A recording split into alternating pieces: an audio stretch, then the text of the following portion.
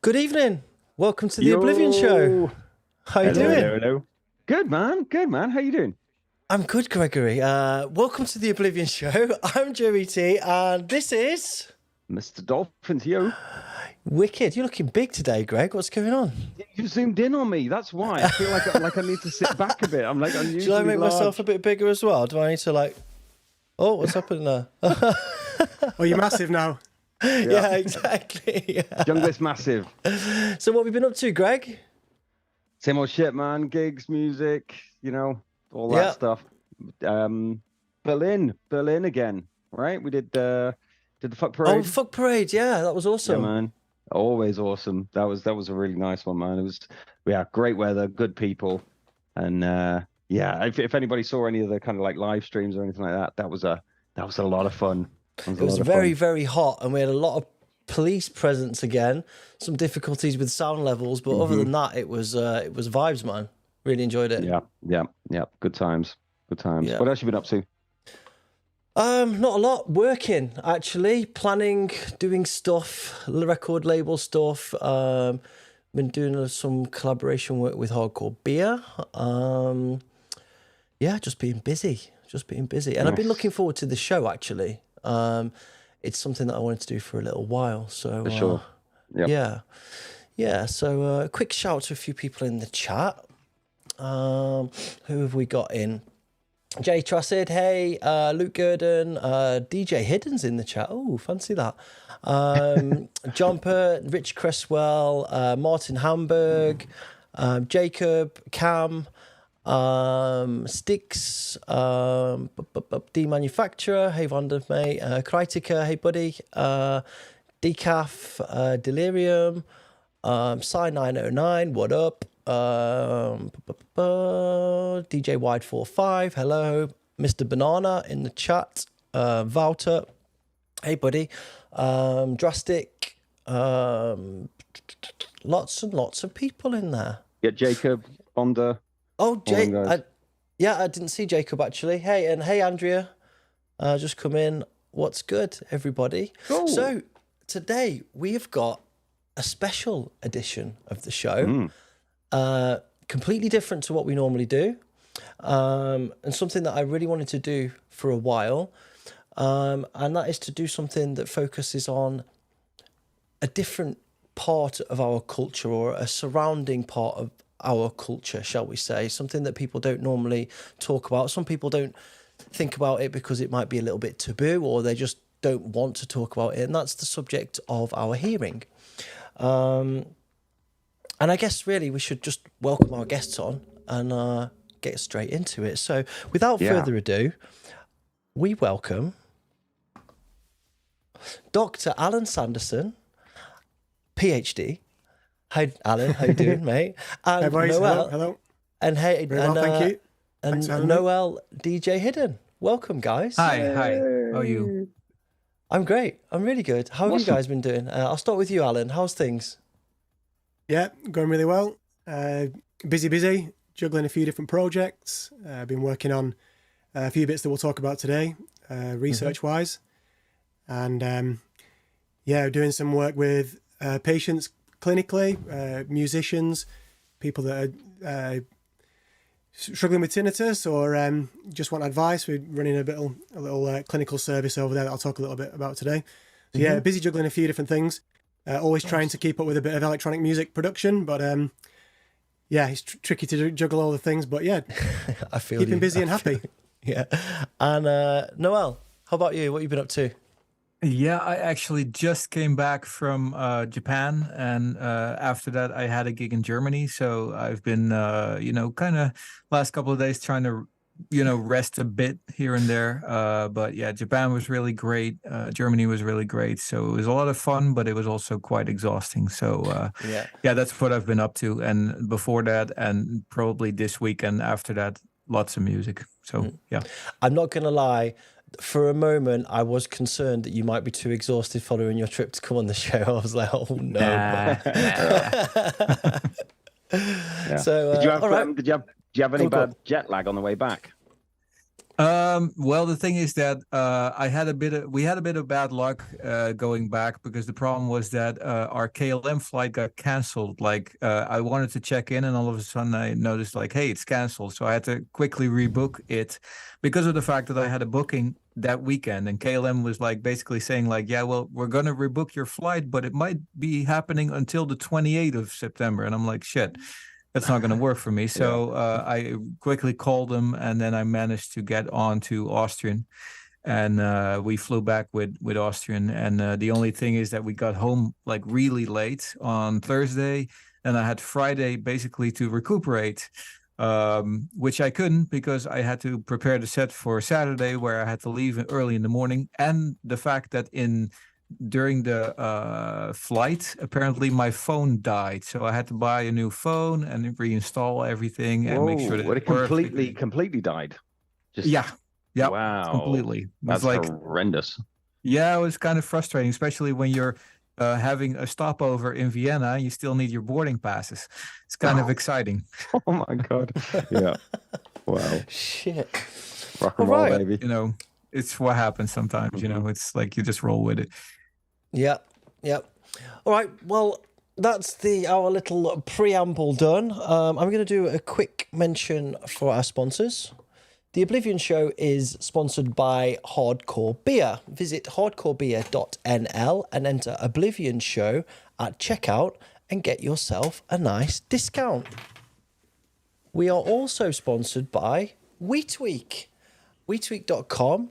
Our members get free credits over there, and if you just want to check out the WeTweak platform, you should. It's great for downloading sample packs, loops, kicks, everything really, presets for your productions. Cheers, and I'm opening a can of Hardcore Beer right now. This is the new Triple Threat beer. Delicious. Triple Threat. Nice. So, about today's show.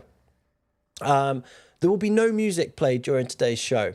There's a pre-warning. There'll be a little bit at the end as our closer, but there will be no music. This is really a show to do with hearing, tinnitus, hearing loss, and is really an educational show, I guess.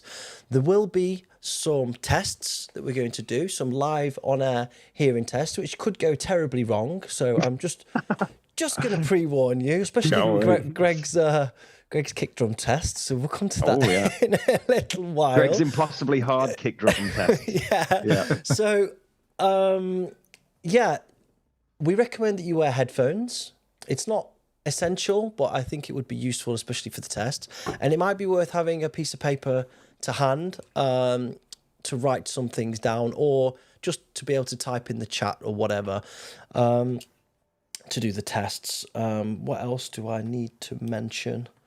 I think that's pretty much it. John Pert in the chat says, nice Dormouse t-shirt. Thanks, John. It's a bit of a relic. Right, so let's get on with the show. I want to start talking straight away to you, Alan. These gentlemen here are very interesting. However, they have been on the show many times before. We have interviewed them. We do know a lot about them already. So really, you're the brains in the room today. So no pressure, first of all. I just wanted to ask you why you got into this field of work before we start with the actual presentation, if you like. What drew you towards this, and what did you do? I mean, coming out of school, what direction were you going in, and how did you end up here? Well, I think the overall kind of theme is just kind of converging past, like different interests and passions converging. I didn't know that back when I started out, so I was interested in biology. So my first degree was biology, and that was just because I was really interested in just knowing more about. It's kind of really nerdy, but just the kind of mechanics of biology and like nature, how it all works. And as I was going to uni around that time, I got my first pair of decks. So I was already kind of thinking in kind of parallel terms. So thinking about audio. I spent all my student loan on records and bits of MIDI keyboards and recording equipment, trying to pick up the skills along the way.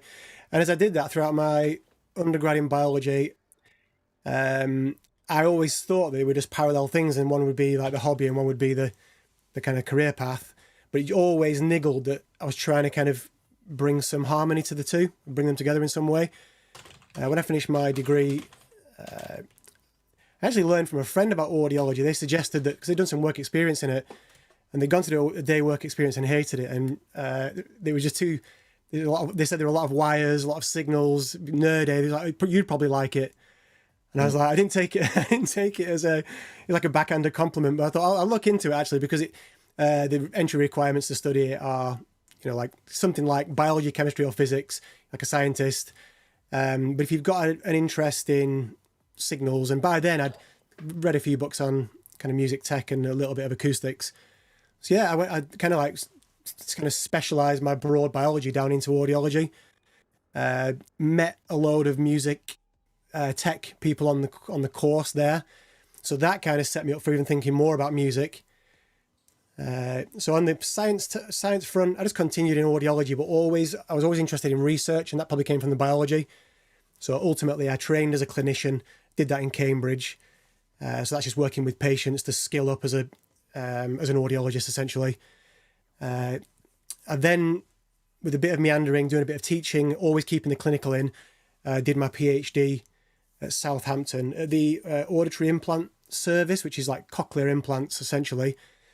So I was working clinically with a lot of devices like hearing aids and different devices that you would have on the outside of your head. And I was doing PhD research on devices that are implanted inside the head, trying to understand more about why some people do really well with neuroprosthetics, why some people, if they have an implant, it will take really well and they'll get good signals from that and understand really well.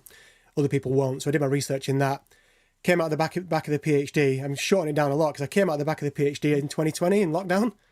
So it was like, that was the time when years of music. So I'm in a music collective, Saturday Night Gym Club, shout out. So always working on that. The research came to a head in terms of, right, you're kind of qualified now, you've got your doctorate. What do you want to do in terms of research? And we started this service, Amplitude Hearing, Connor O'Kane and I.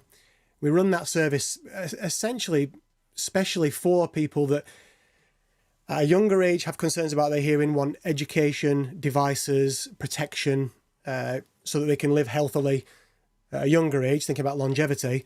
But also we see people that are older than that might have some hearing impairment. They might want hearing aids fitting. And the whole service idea is to connect that thread together. And that's, I guess, kind of underpins some of the bits of this talk today, is like, it's not, audiology shouldn't be a service where we just wait for people later on in life where they've got age-related hearing loss and fit them with a hearing aid. I think we can do a lot better. And there's a lot of cultural changes towards that.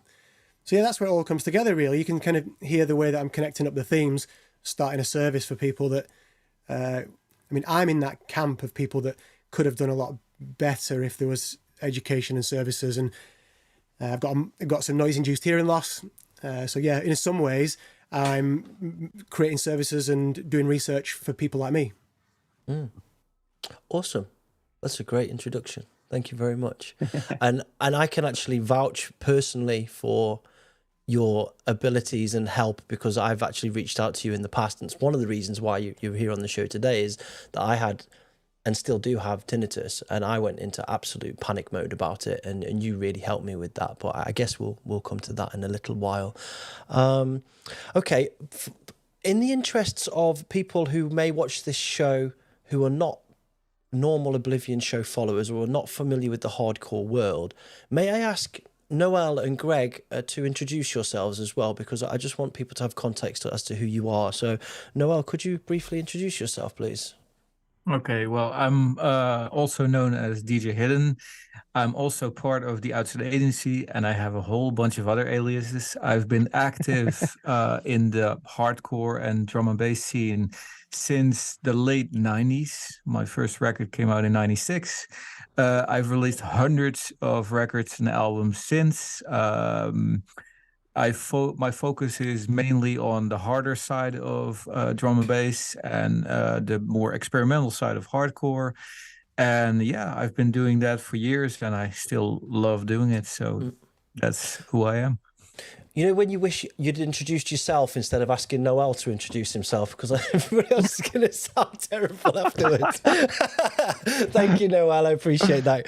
Gregory? Greg, Dolphin, yeah, DJ, producer. When did I get back? I got into this stuff in,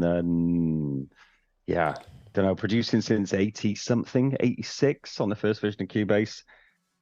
Decks around 88, and then, at a record shop in 94. And then started DJing all over the place, and here I am now, still doing this shit, getting old. I may as well do myself. I'm Joe Walker, aka Joe E.T., promoter, label manager, DJ, part-time occasional producer, music enthusiast, and host of the Oblivion Show. All right, let's get into it. Dr. Sanderson or Dr. Alan, which do you prefer, or should we just call you Alan? You can call me Alan. Okay, thank you, Dr. Alan. So I guess we should really get into the fat of our discussion today. How do you want to get started? Fundamentals, I think. So we're going to get into noise levels, protection, some details about tinnitus. But I think if we just start off with a bit of a background on what is sound and how the ear works, and we can just build on that. Okay, tell us, what is sound, Alan? Okay, so simply, the kind of the push and pull, the oscillation of air particles. There's a couple of things that describe, if you've got a slide to show a couple of the main kind of parameters, the main describers. Frequency that we perceive as pitch, and the amplitude that we perceive as loudness. So if you're thinking about a speaker in a nightclub, you can see that little tuning fork that's been struck there, and it's oscillating. So speaker in a nightclub's pushing and pulling. It drives the air particles forward, but it sucks back as well. And that push and pull kind of radiates across a space, kind of couples to eardrums and pulls and pushes the eardrums, and we perceive pitch and amplitude and a lot of other things in between, which we'll probably touch on as we go through here. So if we go on to, I think we've got a slide of the outer ear. We can start to connect how the sound kind of propagating through the air is picked up by the different parts of our hearing apparatus. So the first bit's the outer ear. Like, what's the outer ear all about?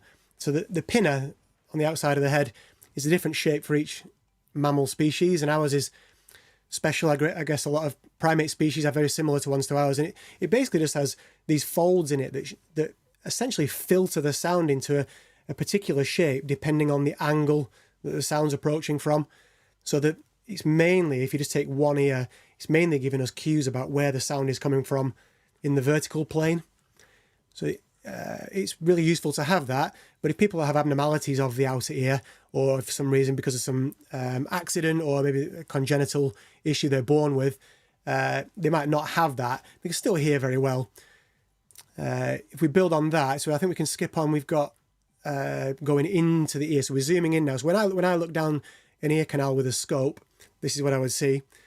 This is kind of beyond where you would see earwax. So at the first bit, when I look in, we see a little bit of earwax at the entrance, which is completely normal. Everyone's got earwax and you should have it. It keeps your ear clean. But at the end of the canal, you've got the drum, the eardrum. So you can see it there. It's nice and shiny, and it's actually translucent. You can kind of see some little details behind it, which we'll get onto in a sec. Little protrusion at the kind of top right. It's one of the bones of hearing. So the drum oscillates back and forward with the sound, and that's coupled to a little bone. And if we skip to the next slide, you'll see the smallest bones in the body. Next one as well. If you click again, there we go. So on the left, you can see outer ear, ear canal, down into the, what we're going to call the middle ear. So this bit on the right-hand side is the eardrum, the tympanic membrane, connected to three bones, the ossicles. They're the smallest bones in the body. And they work like a little cantilever system. They give you a little benefit in terms of how much force is being applied to the inner ear. So there's like a little transformer system. So your eardrum's pushing back and forward, and it sends the oscillation of the sound along that little bridge. This is really robust, this system. It's tough.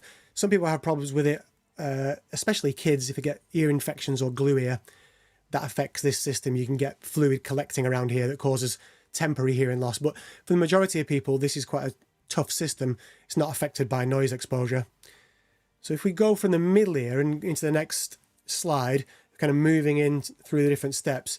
So we're going to watch a video here that will zoom in through the system that we talked about, and it will go into the inner ear, the cochlea, which is that snail-shaped organ there at the end. You can see the little snail. What will happen is, as it zooms in, it's going to unravel the cochlea, which is kind of like a computer model, and it's going to show you that it's like a keyboard. It spreads out the different frequencies along it. So if we do the video, you'll see what I mean, and we can talk. I think this is a really clever demonstration of the way that the ear separates out different frequencies. So you can think of the inner ear as a bit like a frequency analyzer. So it goes through the system and rolls it out, and with a bit of luck, we'll all hear some sound.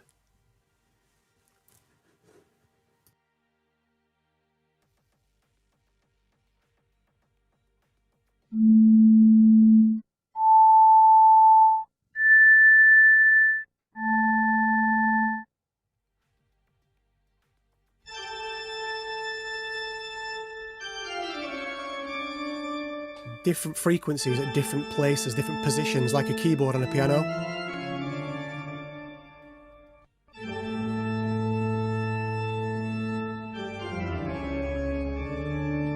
Yeah, so you can see the bass is at the bottom, this bottom end, and if we get some higher pitch, it starts to creep up. Different positions are being wobbled by the sound based on the frequencies. Right, I can stop it there. Yeah, so that's what our inner ear is doing all the time. As I'm talking now, the membrane in your inner ear is splitting frequencies in that way and sending from those little displacements, the little ups and downs in the membrane. Each one corresponds to these little sensory cells. So if we skip onto another slide, we've got a little diagram of how the little sensory cells are kind of mapped out along there. 1 second. Yep. Here we go. Yeah, so this is what you get. This is just an anatomical diagram, but if you've gone down to the level of that membrane that we saw and sliced it, cross-section it, yeah, then you've got this. Now the main chunky bit at the bottom, that is the membrane, and it's got these sensory cells kind of sat within it with a load of tissue supporting those cells. The important bit is that the vibration that you saw moving up and down that depends on the place on the membrane is being picked up by these little sensory cells that you're pointing at there. Yeah, they're the outer hair cells, and they're in 3 little rows, and then you've got inner hair cells, which is like a single row. So you can see those, yeah, they're being highlighted. So the outer hair cells do the job of helping to sharpen up those displacements. So if there's a sound that's moving one little bit, the outer hair cells are working to boost up any soft sounds, and they sharpen up the sound as well. So if you're listening in background noise, there's a certain amount of work being done by your inner ear to sharpen up those waves as they pass down the membrane. And then the inner hair cells on the left there, that single row, they send the messages of the oscillation of the membrane up to the brain. That's how we get the signal passed along the nerve. Right, so that's the bit of kind of background. There's a little video here next of what one of those outer hair cells looks like in a petri dish. So this is a real outer hair cell. It's been isolated. If we roll that video, you'll see how the cell responds to sound. It's listening to something pretty good. Techno in this case. You see it's active, it's contracting and relaxing. This is important for how a healthy ear works.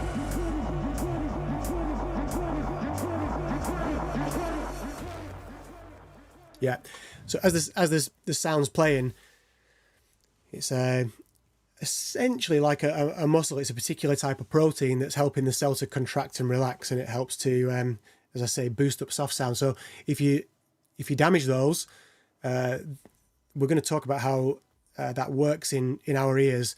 But essentially, you're going to lose some of that ability to boost up the soft oscillations and some of the kind of sharpening up of the signals that you get from healthy outer hair cells. And they tend to be one of the first things that are getting tired and dying off in an ear that has hearing impairment. There's other mechanisms as well, but the outer hair cell function is a key one. It's actually one of the things that's tested in newborn babies. So there's a screening test all around the world where babies are tested in a few hours, days, weeks of life, and it actually measures the function of those cells. So if you've got those working, it's a good indication that you've got a good, healthy ears. Okay. So that with a bit of fundamentals there. So we'll move on to talking about the issues of when we don't have such good hearing, how many people that affects. Touch on the details of what can go wrong in the ear before we move on to music specifically. Yeah, so hearing loss and tinnitus. I've got some numbers for you. If we skim on to the next one, just to give you a feel for this. So UK numbers are representative of definitely the kind of the global developed world. Some differences in other parts of the world, depending on socioeconomics, kind of industrial heritage. But let's just talk about these numbers to begin with, because most of us, the people that are in the chat, would be tuning in from those places in the world where we do have got running water, sanitation, good healthcare, diet, shelter, those kind of things, and all those factors, lifestyle factors, contribute to hearing in the way that they contribute to our health in general. So you can see here, percentage increasing hugely with age. We're all going to undergo some age-related hearing loss. About 12% of working age adults. So those of us that are still working away, careers, we need to function in a kind of communicative world. There's a significant number of us have some measurable hearing impairment. When we get older to like retirement age, it's much greater, and that's just mainly with, as I say, with the factors of age. When we did, sorry to jump over you, we did a poll ahead of booking this show. Actually, we did a poll on our networks, and we found that 60+% of people were reporting hearing loss or tinnitus. Now I know that's very focused on people who are into music, but it was still quite alarming to me that it was that high. Yeah. So we got a population of people there that they're exposed in their ears, but not just that. I think musicians, audiophiles, enthusiasts, producers, DJs, they've got good ears. They've got focused, critical ears. I mean, I think this is partly kind of clinical anecdote, but when I work with musicians, they have a different way of thinking about sound, and that's true, I think, for external sounds and any internal sounds that they might hear. So I think it's partly about exposure, but not necessarily that's the full story. I think it's kind of a compliment. You've got such well-trained ears that if you do pick up on a pitch that wasn't an external source, you tend to zoom in on that. Mm-hmm. As I say, I've got a quick bit of information there from the World Health Organization, just to point out that low and middle income countries bear a disproportionate burden of hearing loss, and then to compound that, the issue of getting the tech, the devices, hearing devices, to them is a real issue. So hearing aid production covers about 3% of the need in those countries. So countries that we're starting to do a little bit of work with projects in Africa and Asia, they just can't get their hands on the kind of devices that we would have to help with hearing loss at different ages. We take for granted that we can get access to that healthcare, so it's a different burden depending on where you are in the world. But we'll keep it focused to the West and noise induced for this talk. And you said that even within the UK, you mentioned when we were talking the other day that different areas of the UK have disproportionate hearing loss simply because of things like it being more of an industrial city, etc. Yeah, there are a few studies showing the epidemiological studies showing kind of correlations of detailed hearing test data done in a big population in one place. And a big one that stands out in my mind from one of the studies, it shows the map. So if you take the kind of what was an industrial area northeast, steel works, a lot of industrialization up there. Compare that to the southeast, where more rural, significantly different. So increased hearing levels. So that means poorer hearing for those areas that were ex-industrial. And I think to some degree that there's a lag there, even though a lot of the industrial centres are now changing. Socioeconomic landscape is changing. Still some differences there in terms of opportunities, socioeconomics. So yeah, you still see it to this day that people in ex-industrial areas, and I think it does stand across other countries as well as the UK. But yeah, we definitely got the data for that. It's interesting. Is that also one of the reasons that low and middle income countries bear a disproportionate burden from hearing loss? Yeah, I think it's related. Yeah, I think there's probably a lot of factors at play, and these are epidemiological studies, so they're not like experiments that work out causes. They're studies that look at relationships between factors. So it's difficult to know what factor it is. But yeah, if we know that lifestyle factors like, nutrition, exposure to toxins, so air pollution, things that you might choose to do or not choose to do, whether you've got a good diet or maybe choices that you make because of cultural norms around you.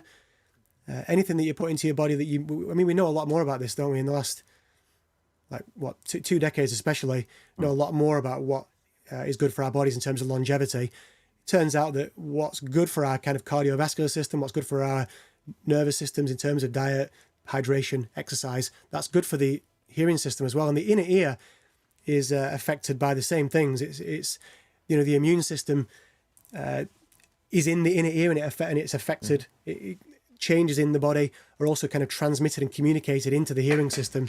So healthy body, healthy ears. Yeah, Robert's just mentioned in the chat here that his tinnitus gets worse with stress. Mine does too. If I'm stressed or I'm run down, it's significantly worse. And yeah, that just leans into what you were saying now. I was going to ask actually, Alan. So how has it trended, like incidences of tinnitus and hearing damage over, say, the last, 50 to 100 years?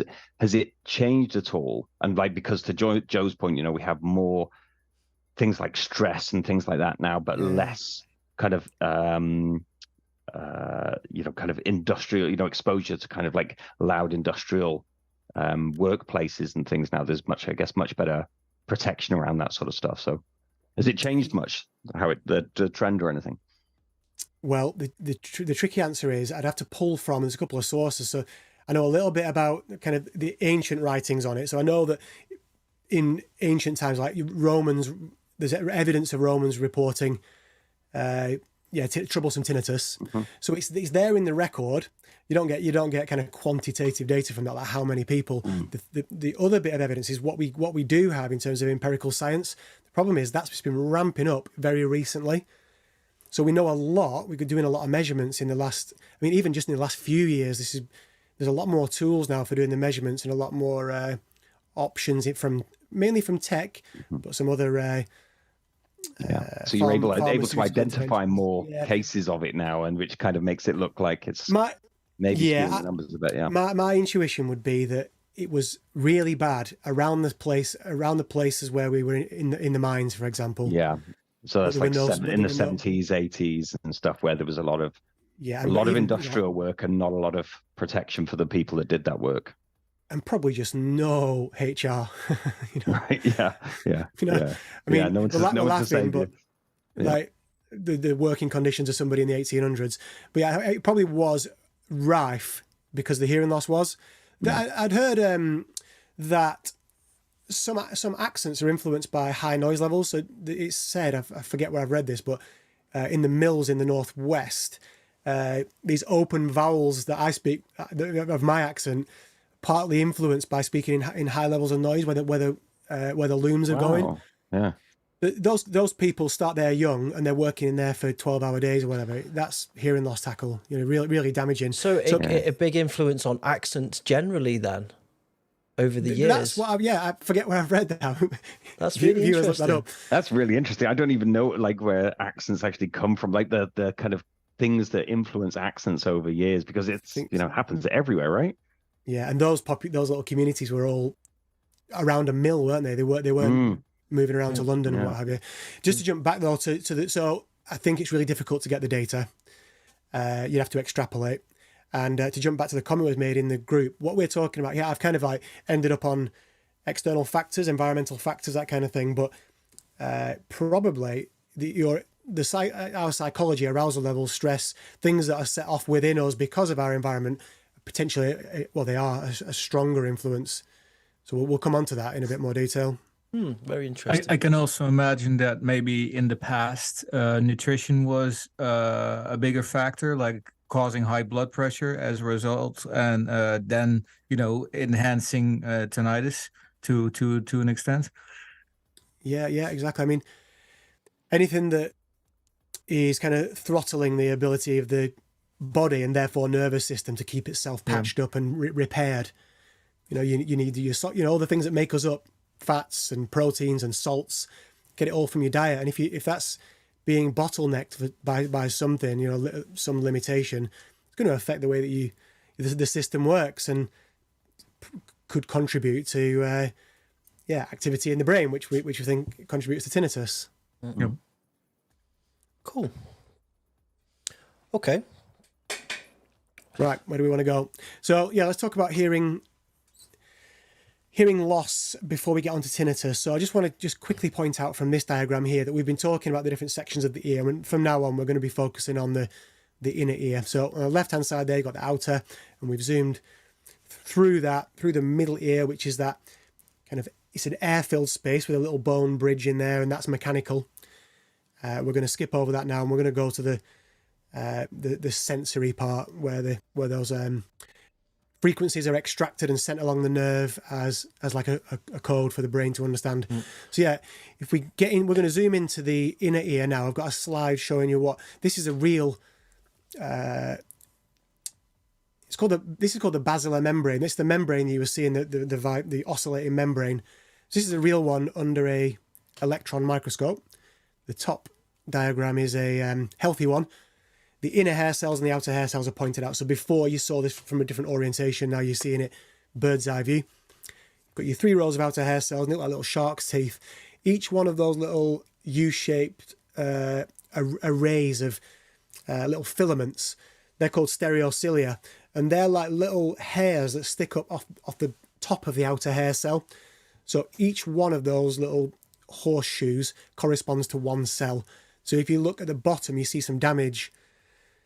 You can see the 3 rows. A lot of them are missing, and the ones that are there have been like they're disorganized. So these filaments have been knocked and damaged by whatever mechanism, and that means that the cell underneath it, the outer hair cell, has died where the cilia are missing. So that might not mean complete deafness in this case, but this is quite a bad case, and this is actually in a model. You can lose a few of these, and as we age, we tend to lose a few of these outer hair cells in the higher frequencies, and that moves down through the cochlea. So the cochlea, that snail shape, you start off at the bottom and you wind up to the top, and the first bit where the sound enters, that's tuned to high frequency. Yeah. So the first bit, the fat bit on the left, that just as you go into it, that's tuned to high frequencies, and we lose our hearing in that region. And we tend to hold on to the frequencies. If you spiral round it like a helter-skelter, that's the sound spirals up through the organ, vibrating that membrane as it goes. And the top part, the sounds that have a long wavelength, the bass frequencies, they get to the top.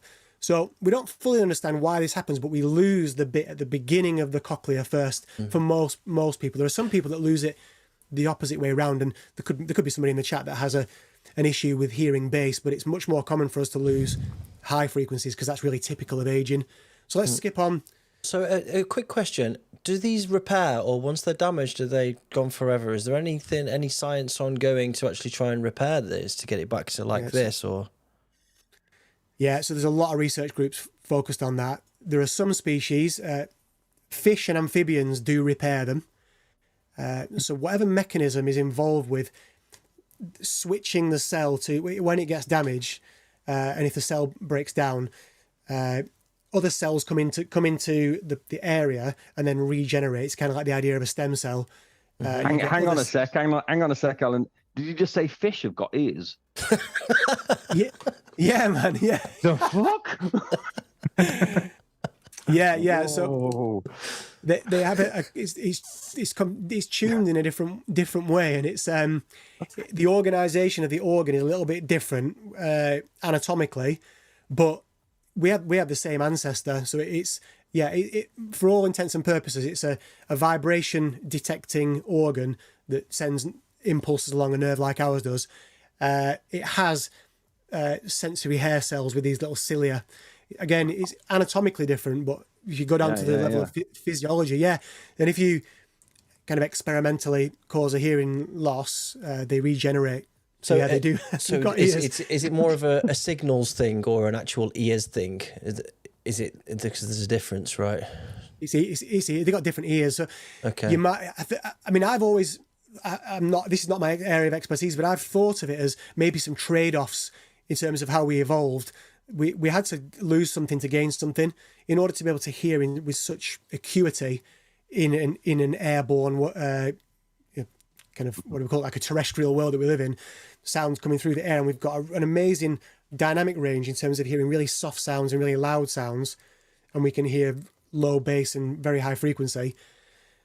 That acuity might have come as a trade-off at some point, like in order for the cells to do those, it's like a special power that we've got, might have had a trade-off, and we don't regenerate it. And maybe for people, whatever, a few hundred years ago, ancestors weren't living as long as we do, it might not have been quite as important to have good hearing sensitivity when you're 60 or 70, when many of our ancestors might have been passed by them. But research-wise, a lot of people are trying to work out when a cell does start to switch off and go through a process of cell death. Can you get the tissue that comes in to fill the space? Because tissue does come in to fill the space, scar tissue. Can we get that scar tissue to be remodeled back to a sensory cell that's like a mechanoreceptor like it used to be? And there's been some breakthroughs.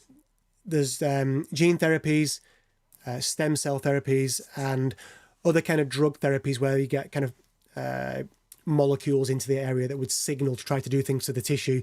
The three main areas.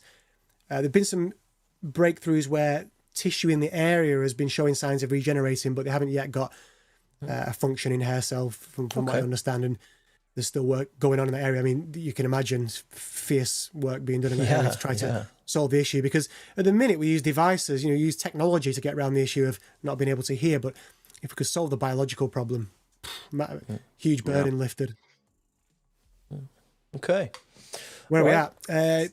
Right, so I want to just zoom in to the ear one more time.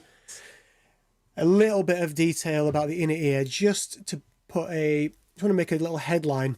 When we listen to really loud sound, so we get noise-induced hearing impairment or noise-induced hearing loss, it's not as simple as sound goes in and we cause tearing or damage to the tissue.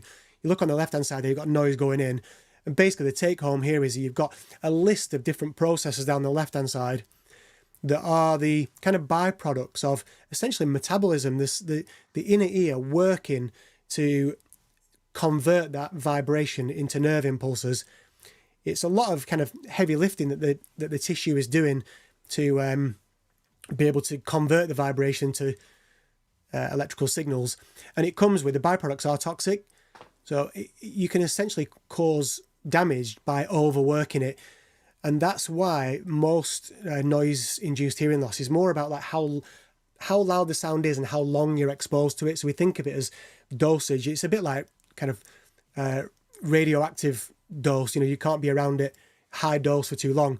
And we have some calculation for that we'll talk about today. So what you end up getting on the left-hand side there, you can see hair cell death, and you've got other cells, or supporting cells, are being damaged as well. But this, for most people, is something that's accumulating across a lifetime. There are some cases of frank damage in the system because of a huge impulse of sound pressure, but that's really rare. But for the majority, it's more of a overworking. So you can, if you think of just having in your mind keeping a kind of a dosage level and rest periods. That's a good little go-to, like rest my ears like I would rest my muscles. So if you're being exposed in the studio to your, I mean, producers know this. You start to get fatigue in your ears, and your ears just start to get a bit dull. It's kind of the first signs of a bit of fatigue happening. They need a rest. That's really interesting. So would you like after a kind of saying like hitting a festival or something like that, would you kind of prescribe taking a bit of time away from listening to loud music and just really bring it down a little bit to let your ears like recover properly? Yeah, that's a really good question. It probably depends on the individual, because the guidance that we've got tells us about how people are exposed over longer periods. So it's difficult to know whether you can have like a festival and then a few days, or whether you need. My intuition tells me, from what I know about the research, that you need breaks within the exposure. You can't get away with we know that you can't get away with long exposure and then cram your rest in at the end of it. But with that said, I don't think we fully understand that. If you got a decent exposure on one day, but then for a few days after you were in fairly quiet, normal environments, definitely not a bad thing. I mean, there are some studies showing how quickly the inner ear can get rid of molecules. So they let molecules go in there, and they've been just trying to study. A lot of this is work on, you put various drugs in there, like they call them otoprotective, so ear, auto meaning ear, trying to protect the ear. So there's some studies on how long do those things stay in the ear. And it does take time, actually, for your ear to clear things out. So actually, there might be something to it.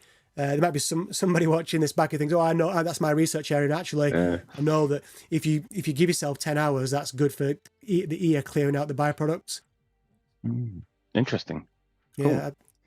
Yeah, giving it a rest is definitely a good idea acutely, but definitely can't be a bad thing to have. If you're a touring DJ and you were booked every single night, you weren't wearing hearing protection, and the club was being monitored at 100 dB, 110 dB, I should say. Accumulating, isn't it? We've got some pretty alarming stats to look about that in a little while, haven't we? Regarding decibel levels, etc. Okay. Does this explain why your snares always sound shit in the morning after a long studio session? Not you specifically, Alan. He's not picking on you. My snares are solid, mate. Get the snare police round. I love this. Oh, we got snare police out. Woo! We've ended up on a meme. We've ended up on one of the best techno memes.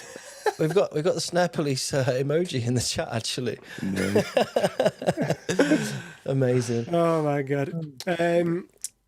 But it is. You do raise a good point though. Your mix will sound different with fresh ears, and that's partly psychological, but partly at the level of it. We haven't even gone to the psychology stuff yet. We'll get onto that, but in terms of like what's the dynamics of the ear, good to have a break and then come back to it.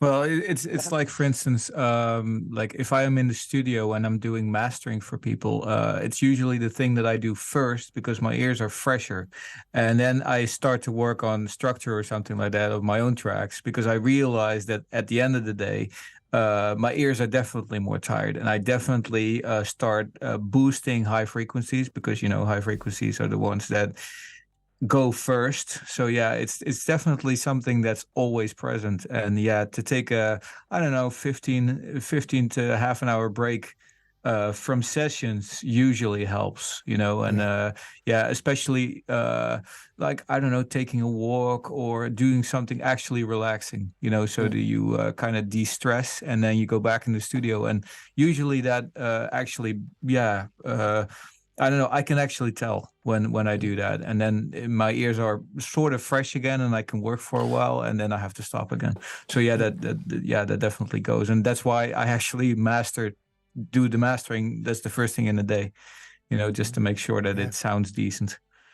Makes a lot of sense. It's a very clever way of doing it, and playing to your strengths, obviously playing to kind of how your ears work, and again to like what Alan said about taking a break. I guess not only for your ears auditorily, if that's the right word, if I said it, I don't know, but psychologically as well, kind of pulling away from that space and letting your kind of stress in your body and your mind reset. when you go back into it. Yeah, and the thing is that with DJs, it can also be very difficult if you're, for instance, you're flying to a gig, so you're already exposed to a lot of noise on the plane. Then, you go to the gig and you have to, you expose yourself to all the sounds. Then you have to play. You get the monitor speakers, which are usually louder than the actual room sounds. Really bad Exit, sometimes. you go with yeah. very little sleep. You go back into the plane. You have once again that plane sound, and then you come home. Yeah. So usually And it the takes quite a pressure bit as of well. rest. Yeah. Yep. Yeah. Yep. And it's also interesting to highlight here that, Noël, you specifically talked about losing the high-end frequency first when you're working in the studio for long periods of time.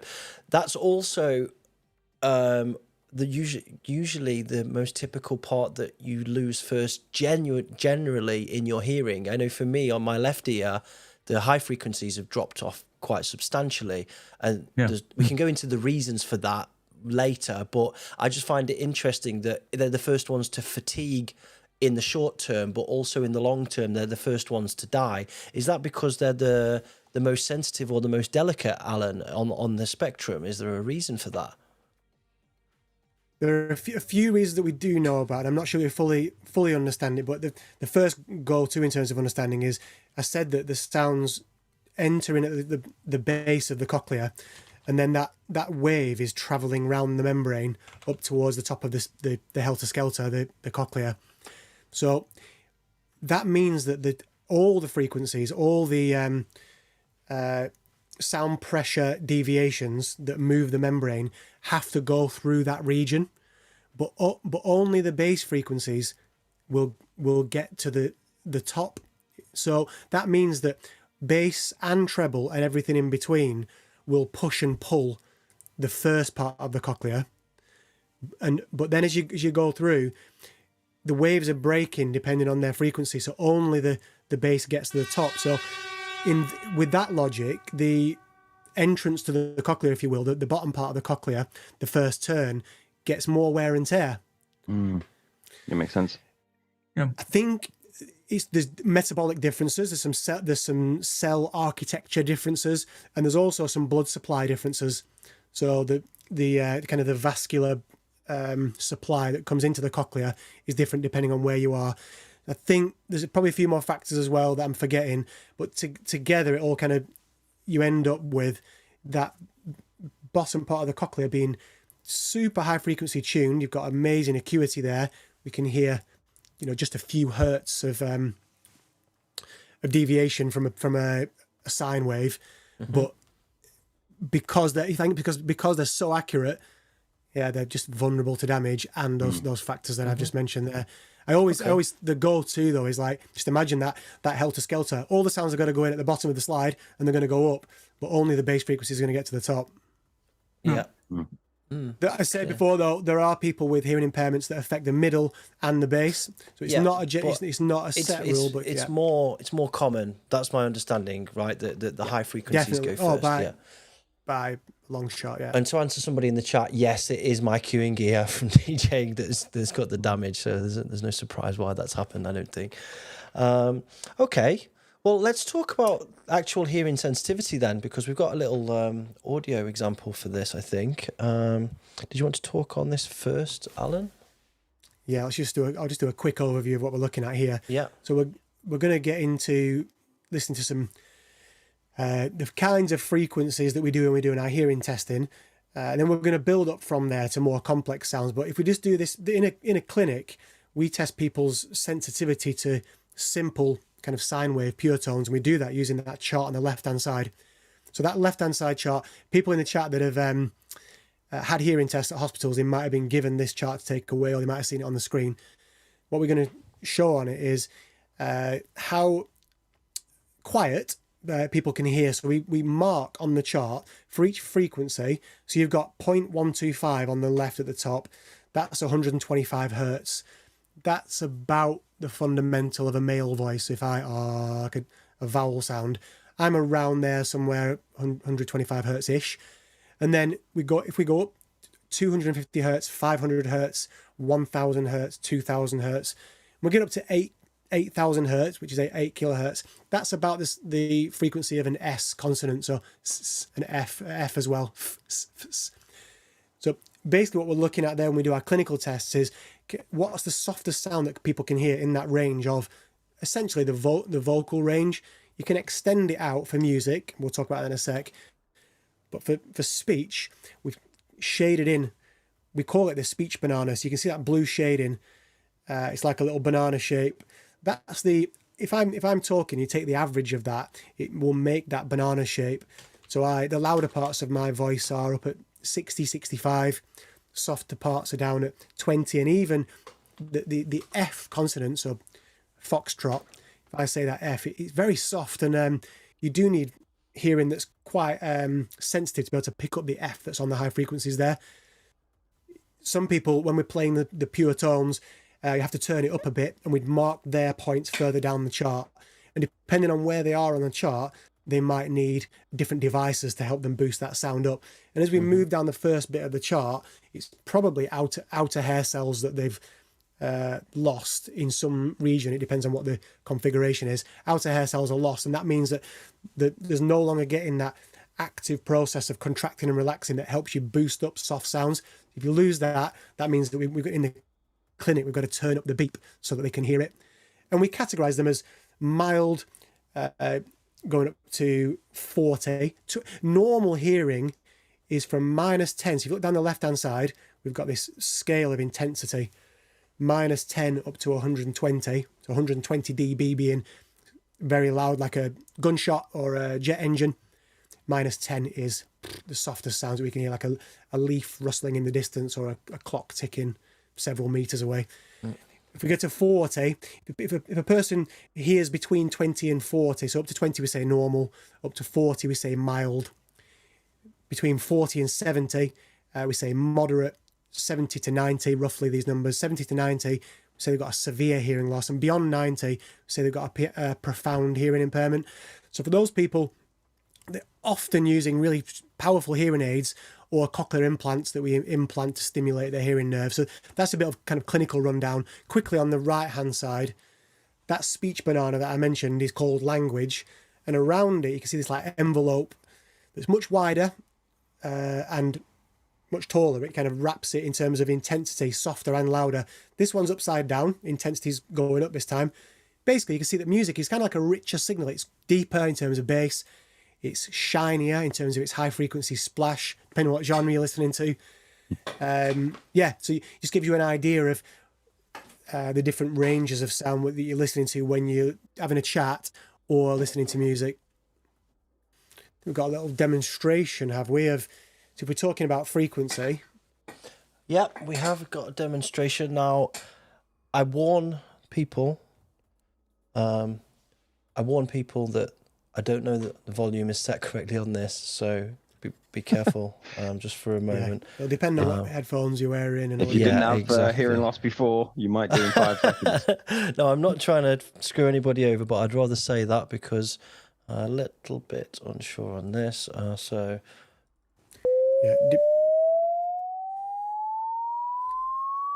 Depending on your setup, it might get a bit resonant for some frequencies, so you might just want to pull your cans off if it starts to resonate a bit for your particular. So we did 500 hertz to 4 kilohertz there. Ooh. And that, you can see the little membrane don't know why oscillating my face up and down. Yeah. That oscillation. Do you want to show it again without me chatting over the top of it? Sure, I'll do that now. Let me zoom in as well so we can do it right from the start. I put it a little bit lower in volume because I think how was that chat? Was that loud enough or was it okay? I think that was good, Joe. Yeah, I don't want to blow so. people's heads off. It's hard to measure. Okay, I'm going to play it again. Good. I'm going to go again, everybody. So brace yourselves.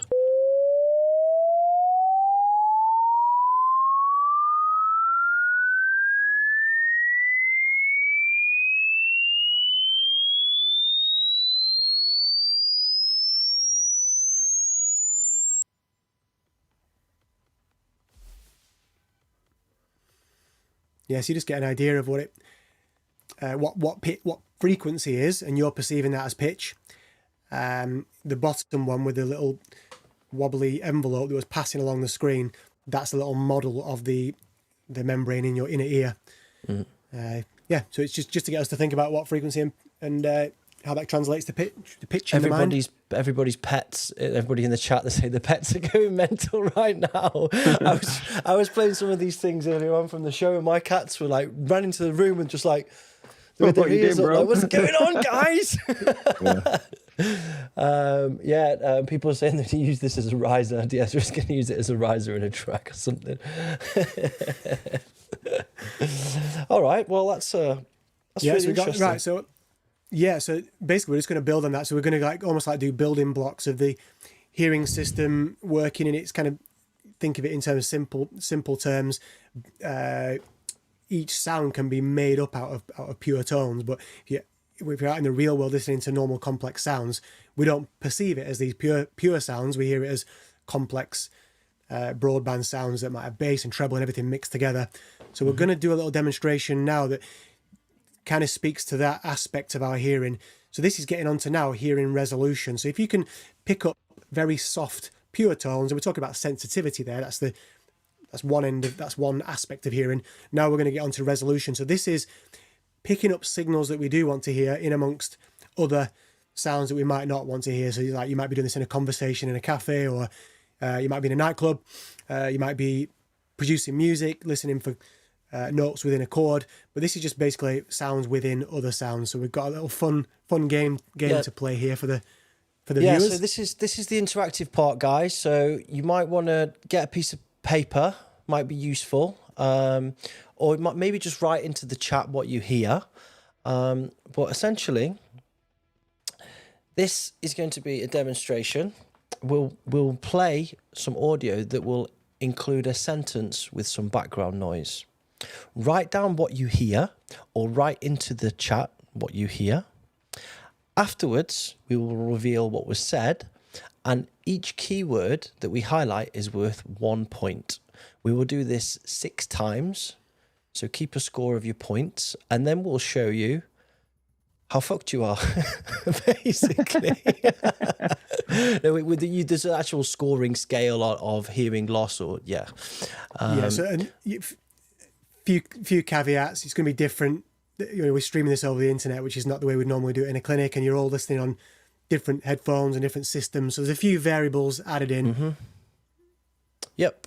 Okay. Let's do it then. First one. You can do each one twice to kind of give them or is that cheating? It is cheating, really. Really, what we should do is a practice run.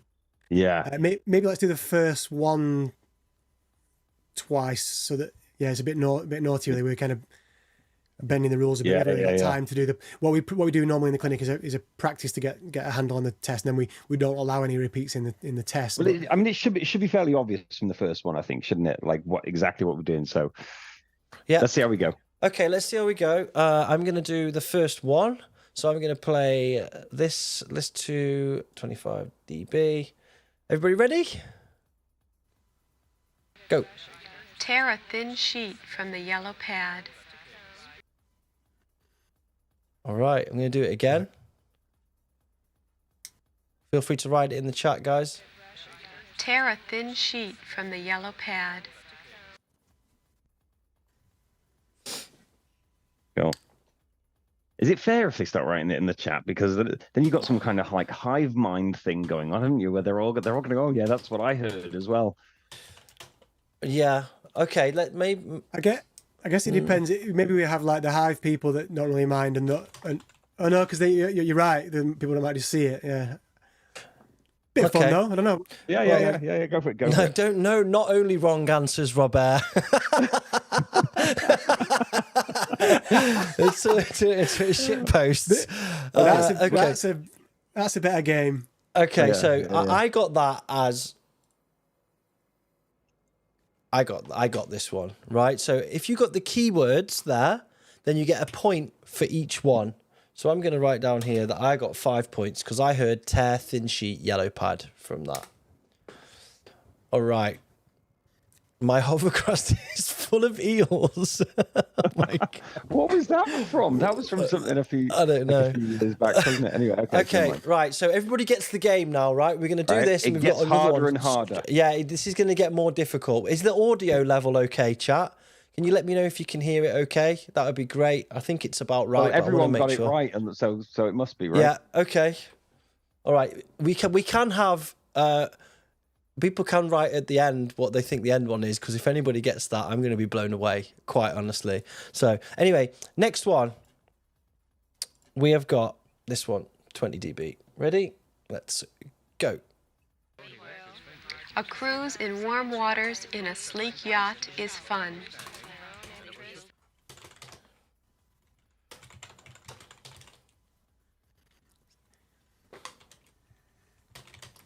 Okay. I thought so we're not doing these twice anymore, are we? We're doing these twice now. Yeah. Nah. Okay. Nah, I think I got that one. So I'm going to go to the answer. A cruise in warm waters in a sleek yacht is fun. I got that one too, so that's 5 for me. It is a bit of a test of working memory as well, isn't it? Like we're trying to write it down. You normally forget it before you put it in there. Yeah. And because the sentences are a bit mad, you can't really predict what the next word is based on the last. All right. Next one.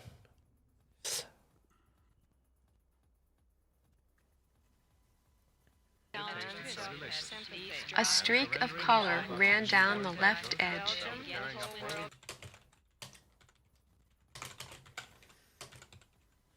Okay. I'm going to reveal this now. A streak of colour ran down the left edge.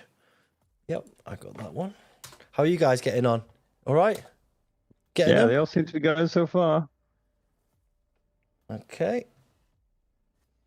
Next one. This is going to get difficult now. I'm going to put both headphones in. Yeah, I'm getting competitive. Concentrate now. I should just, before you play, it's not that relevant, but the 10 dB, we've gone from 25 dB down to 10. This is just describing, as the number gets lower, it's basically describing the relationship between the speech and the noise. So we're approaching the point where the noise is really difficult to hear through, just so you've got an idea of what the overall trajectory is here. So it's time to concentrate. Okay, let's go. It was done before the boy could see it.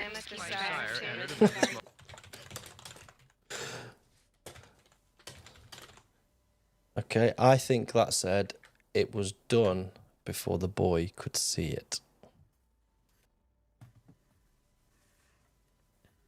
Oh, yeah, boy. Yeah. I got 5.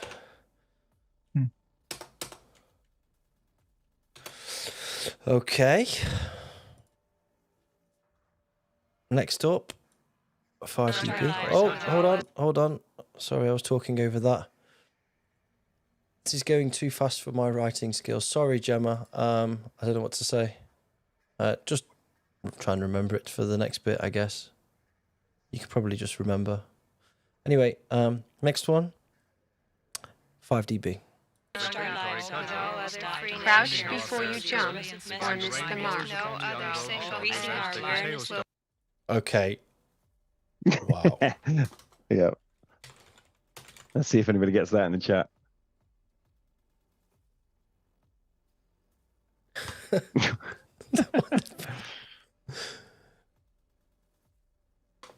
Okay, I'm revealing. Crouch before you jump or you miss the mark.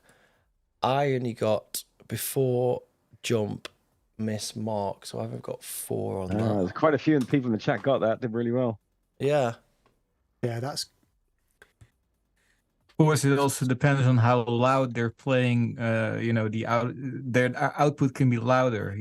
Like we might have set it to like really like listening volume, but if someone has cranked it up, or is cranking it up as it goes, then it's not really. But isn't it relative? It's all relative, It right? is relative. I mean, we do normally play it at clear conversational level, like this level, which is like 65 dB. And then we do boost it for patients that have got some hearing loss, and we boost it accordingly. Right. Because we're interested in the resolution and not the detection in terms of sensitivity.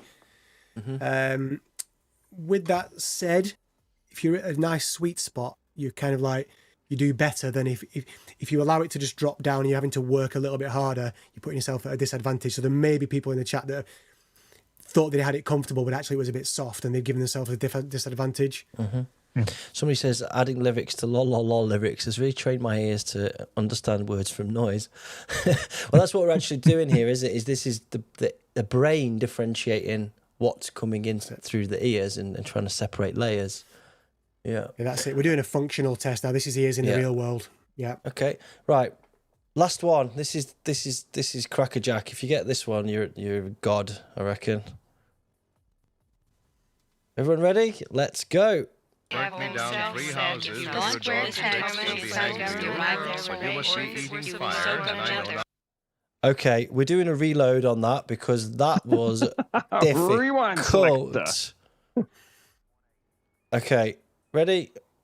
Go. Break me down 3 houses with the dogs and dicks will be hanging you around, but you must see eating fire, and I know that. I got 2 words, I think. I'm revealing this. Trying to figure out which voice I'm supposed to focus on. Yeah. I mean, they're saying different sentences. It's the same. It's the same woman's voice the whole time, isn't it? Yeah. I realize that, but it's Oh my about god! the other voices. Right. The square peg will settle in the round hole. Oh, Simon and Rachel in the chat got that. Got 1, 2. You got 4 there, Simon and Rachel. Well played. I got 2. I got square pegs. Right, we need Simon and Rachel in the Golden Ears trophy. Yeah, I'm just gonna do something because Golden Ears. They win the Golden Ears. There's a prize. We should have had a prize for that. We should have. Yeah, the Golden Ears. Dr. Alan's Golden Ears. That's a really tricky one. Yeah, the speech is the same level as the other sentences. Very challenging. Okay. So I'm going to do the scoring now and then on the next one as well, because I want to see how people got on. So if you add your scores together from those 6 ones, and then I'm going to put a poll up and let's just see how everybody did. So start a poll.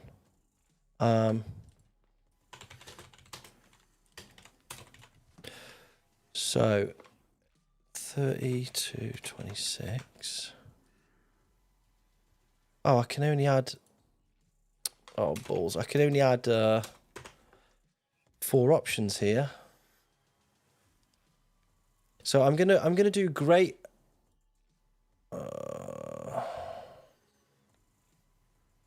Okay, I'm gonna try and do this. I'm going to assume that nobody's got severe hearing loss here, right? Well, meanwhile, while you're working that out, Joe, Simon of Simon and Rachel fame, that just got the last one almost right, professes to wearing hearing aids as well. Really? That's interesting. That's interesting. I've got millions of questions. Is he wearing? Is he wearing them now? I would assume so. I've just put a poll in the chat, guys. Could you click on that and let us know how you got on, please? I don't think if anybody got less than 11, please write in the chat. And Simon and Rachel state that they have their IEMs in. Cool. Who's written? Miss Bones. How do we know? You add your scores together. So for every word that you got in each sentence, if I go back. Look, you see these ones here. If you got those words, they are 1 point. So 6 times, and there's 5 points for each one. Okay, let's have a look at the votes. There'll be some people watching this back now going, what score did I get? I'm trying to work it out. Yeah. Okay, so everybody's in the normal range by the looks of it. We've got 36... Excuse me. We've got 34% of people are in the great range, which is really interesting. Nobody in the moderate. Yeah, I mean, there's a few things going on. This is a quick test, and I said we've mentioned those limitations, but I tend not to see people do great. So really, that's amazing. Yeah.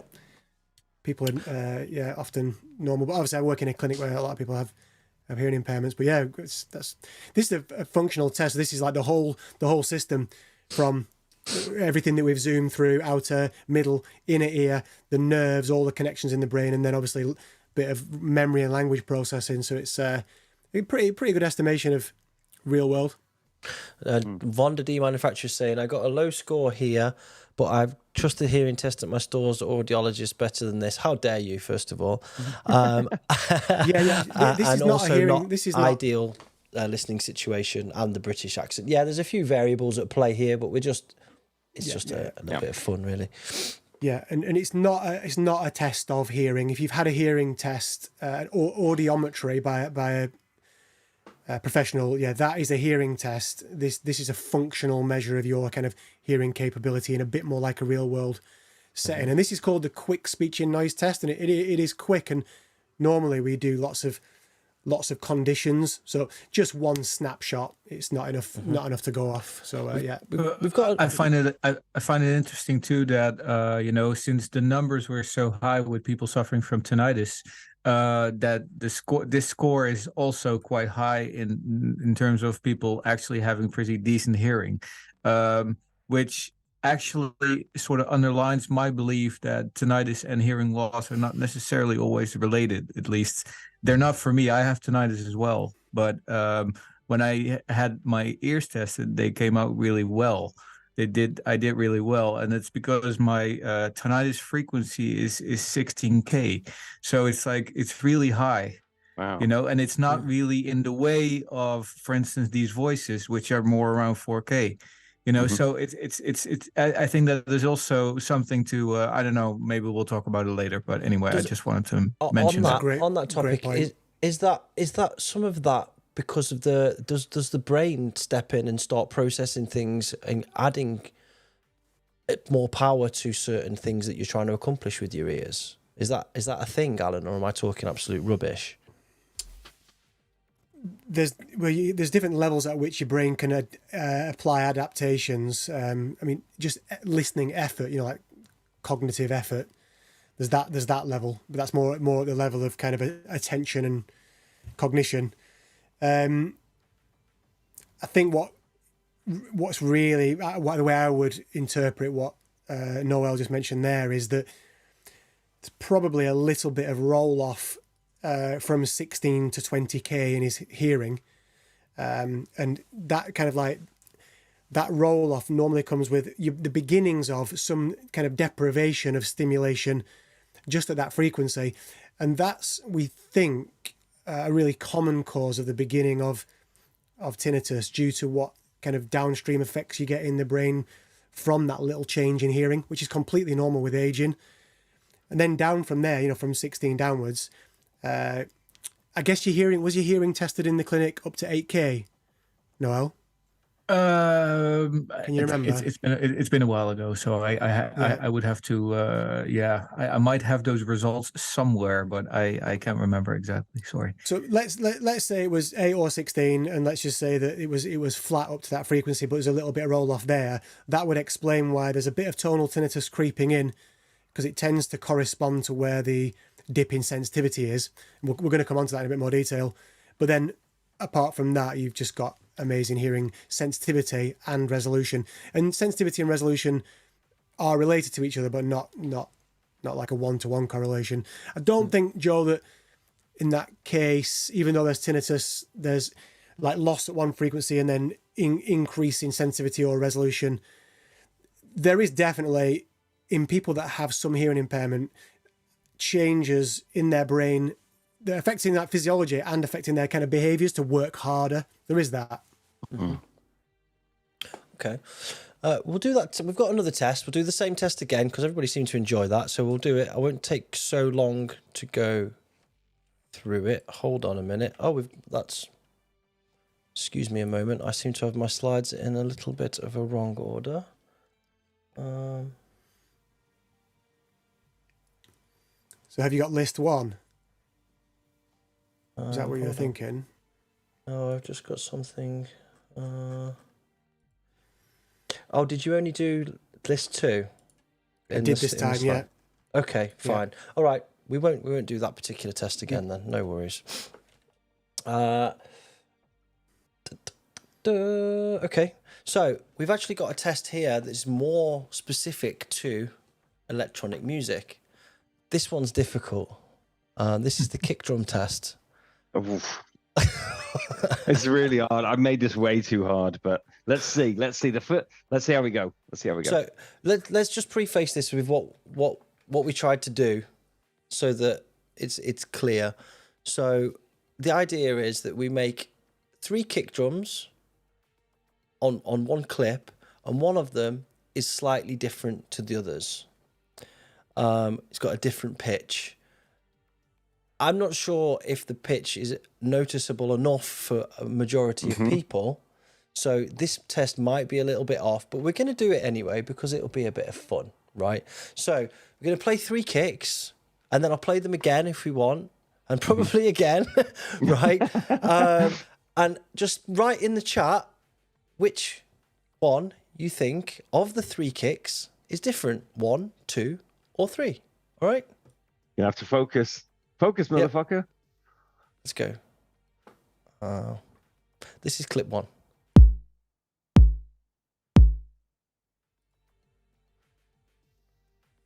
I'm going to reload it. This is the easiest one. I'm just going to say that. Yeah. Oh, I'll start that again.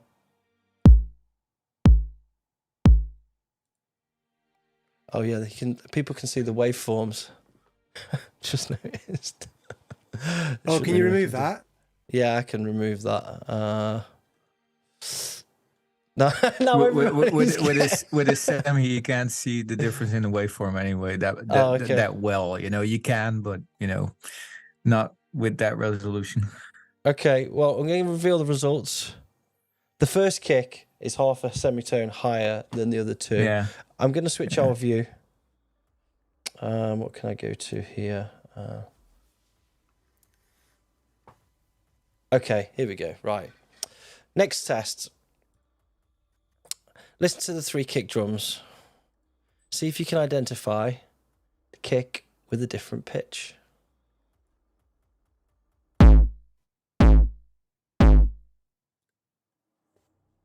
I'm going to reload it. It's tough, that, isn't it? But That's really hard, yeah. Reloading it now.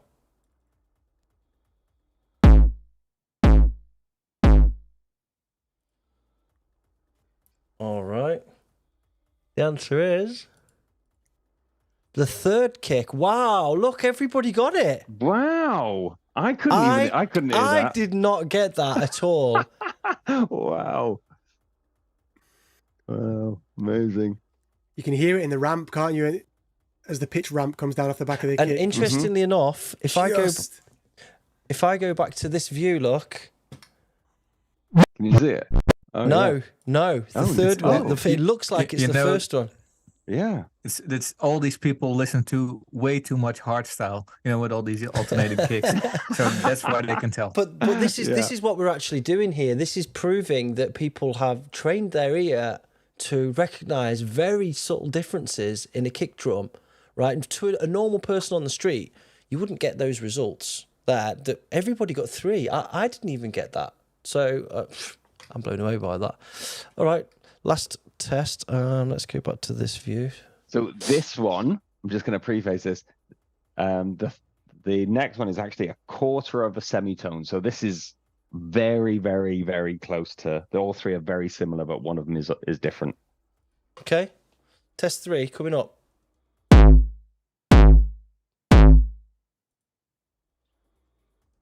All right, I'm going to reload it.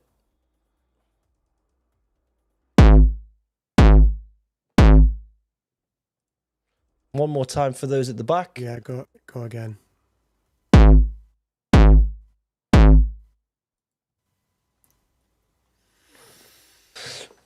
Everyone's going for 2 and 3 in the chat. Yeah. And the result is... Apart from Jay, who went for number 1 for some reason. I'm just going to let the chat catch up a little bit because it seems... Okay, I'm doing it.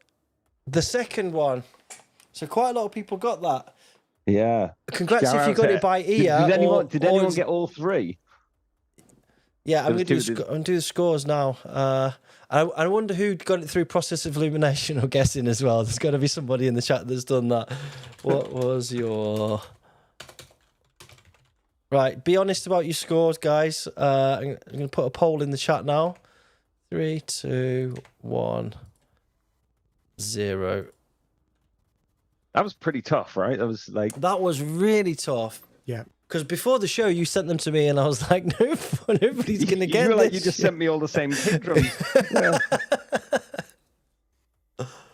I don't know if this is related at this particular point, but I definitely have a question for Alan with regards to perception of pitch.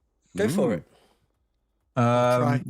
Yeah, the thing is that I noticed that sometimes when I'm working in the studio and I'm actually having to pitch kicks to the track, I notice that if I do it later in the day when there's more fatigue, then I tend to, have more trouble like perfect pitching a kick to the rest of the sound.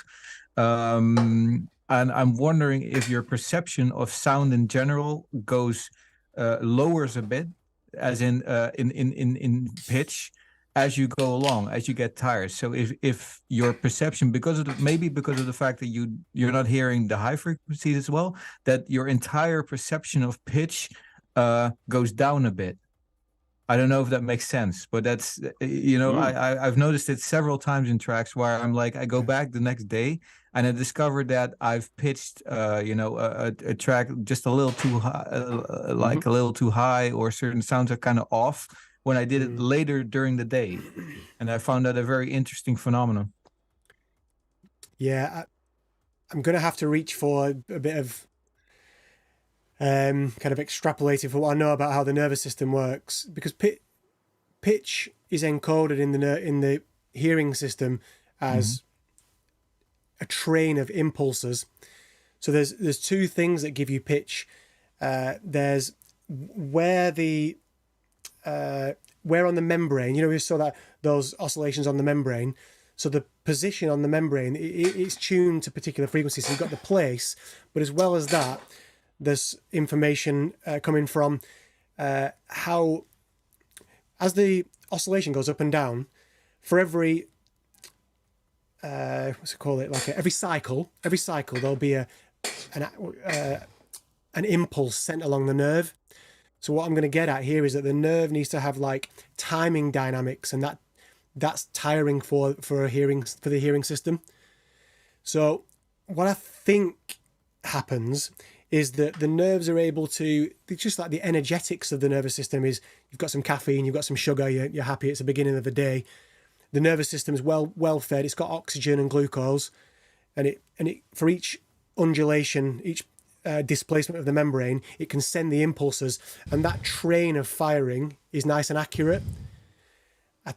Just from what I know about the way that fatigue can affect that, you can start to get a slowing of the firing, so it's not firing as reliably. That would what I would reach to, and a bit. There'd be people that are watching this back who are this field is psychoacoustics. It's not really my area of research, but the people watching it go, oh, it's this phenomena, but it's related. I think to I wonder if it is people that have perfect pitch. As they get older, I think it happens to. I think it's documented for each person that has perfect pitch. If they live to a certain age and they start to get some changes in their hearing, their perfect pitch transposes down by like whole semitones. And I forget who's talking now. There's a famous musician talking about how their perfect pitch has gone down. So pianos are wrong. So he has to like transpose the keyboard to match the perfect pitch. And I wonder if the aging is like a version of that, where your nervous system's just not keeping up with the firing rate anymore. And that might be analogous in a way to what happens across a day. You just get tired. So much smaller scale. And yeah, because how we send messages from the ear to the brain just really depends on the timing and the kind of the relationship between nerves. You've got the bass and the treble and everything in between, all the nerves lined up, and they're all firing this little code, and they've got to keep up. So that's what I would reach for. There might end up being a comment on YouTube that adds in a phenomenon here that I'm not aware of, but it's interesting that you're noticing something in terms of pitch perception and not just, as you said before, about just like tonal balance. Yeah. No, it is interesting, and it's also very minor. It's like they're very like we talk about semis and like quarter of a semi and stuff like that. But it's like it's super minor details. But the thing is that I'm a perfectionist, so I always tend to keep going until it sounds exactly right. Yeah. And so you start to notice, and then the next day I'm like, wait a second, I messed up here, and it's I've also had it where. The like loudness perception versus like I in the studio I usually work at normal volume, like really living room volume, not louder. And then when you hear it in the club, you're like, wait a second, something is slightly off, So the relationship between the volume in which you perceive a sound can also possibly influence how you perceive that sound. So is it, just out of interest, is it more for treble or more for bass? Or actually, it's more for bass, ironically. Yeah. Our ears use more of that to get information into the brain about pitch for bass. It's more reliant on the rate of the nerve impulses. Whereas for higher frequencies, it's a bit more reliant on where on the membrane the wave is. And I think this is just because of the wavelengths are longer. Different strategies work better for the ear. So it's interesting that it's bass, because that would, I hope I'm not getting this wrong, support my idea that it's about like nerves. What's the word? Being true. The nerve firing rate being true to what's happening in the real world, because the dynamics of that membrane in the inner ear, that's not going to change. It will still stimulate a particular position on that membrane. That's just laws of physics. But your brain is the thing that could be adapting. You know that we've got plugins for this kind of stuff. just stick auto tune on it. Yeah. But no, I'd like to do things by ear. It's like too much of a perfectionist. Yep. Yeah. So now you know, Noel. You like, if you're gonna in the mornings, you do your pitch your kick drums in the morning before you do your mastering. That too, yeah. Everything needs to be done in the morning, apparently. That's right. Yeah.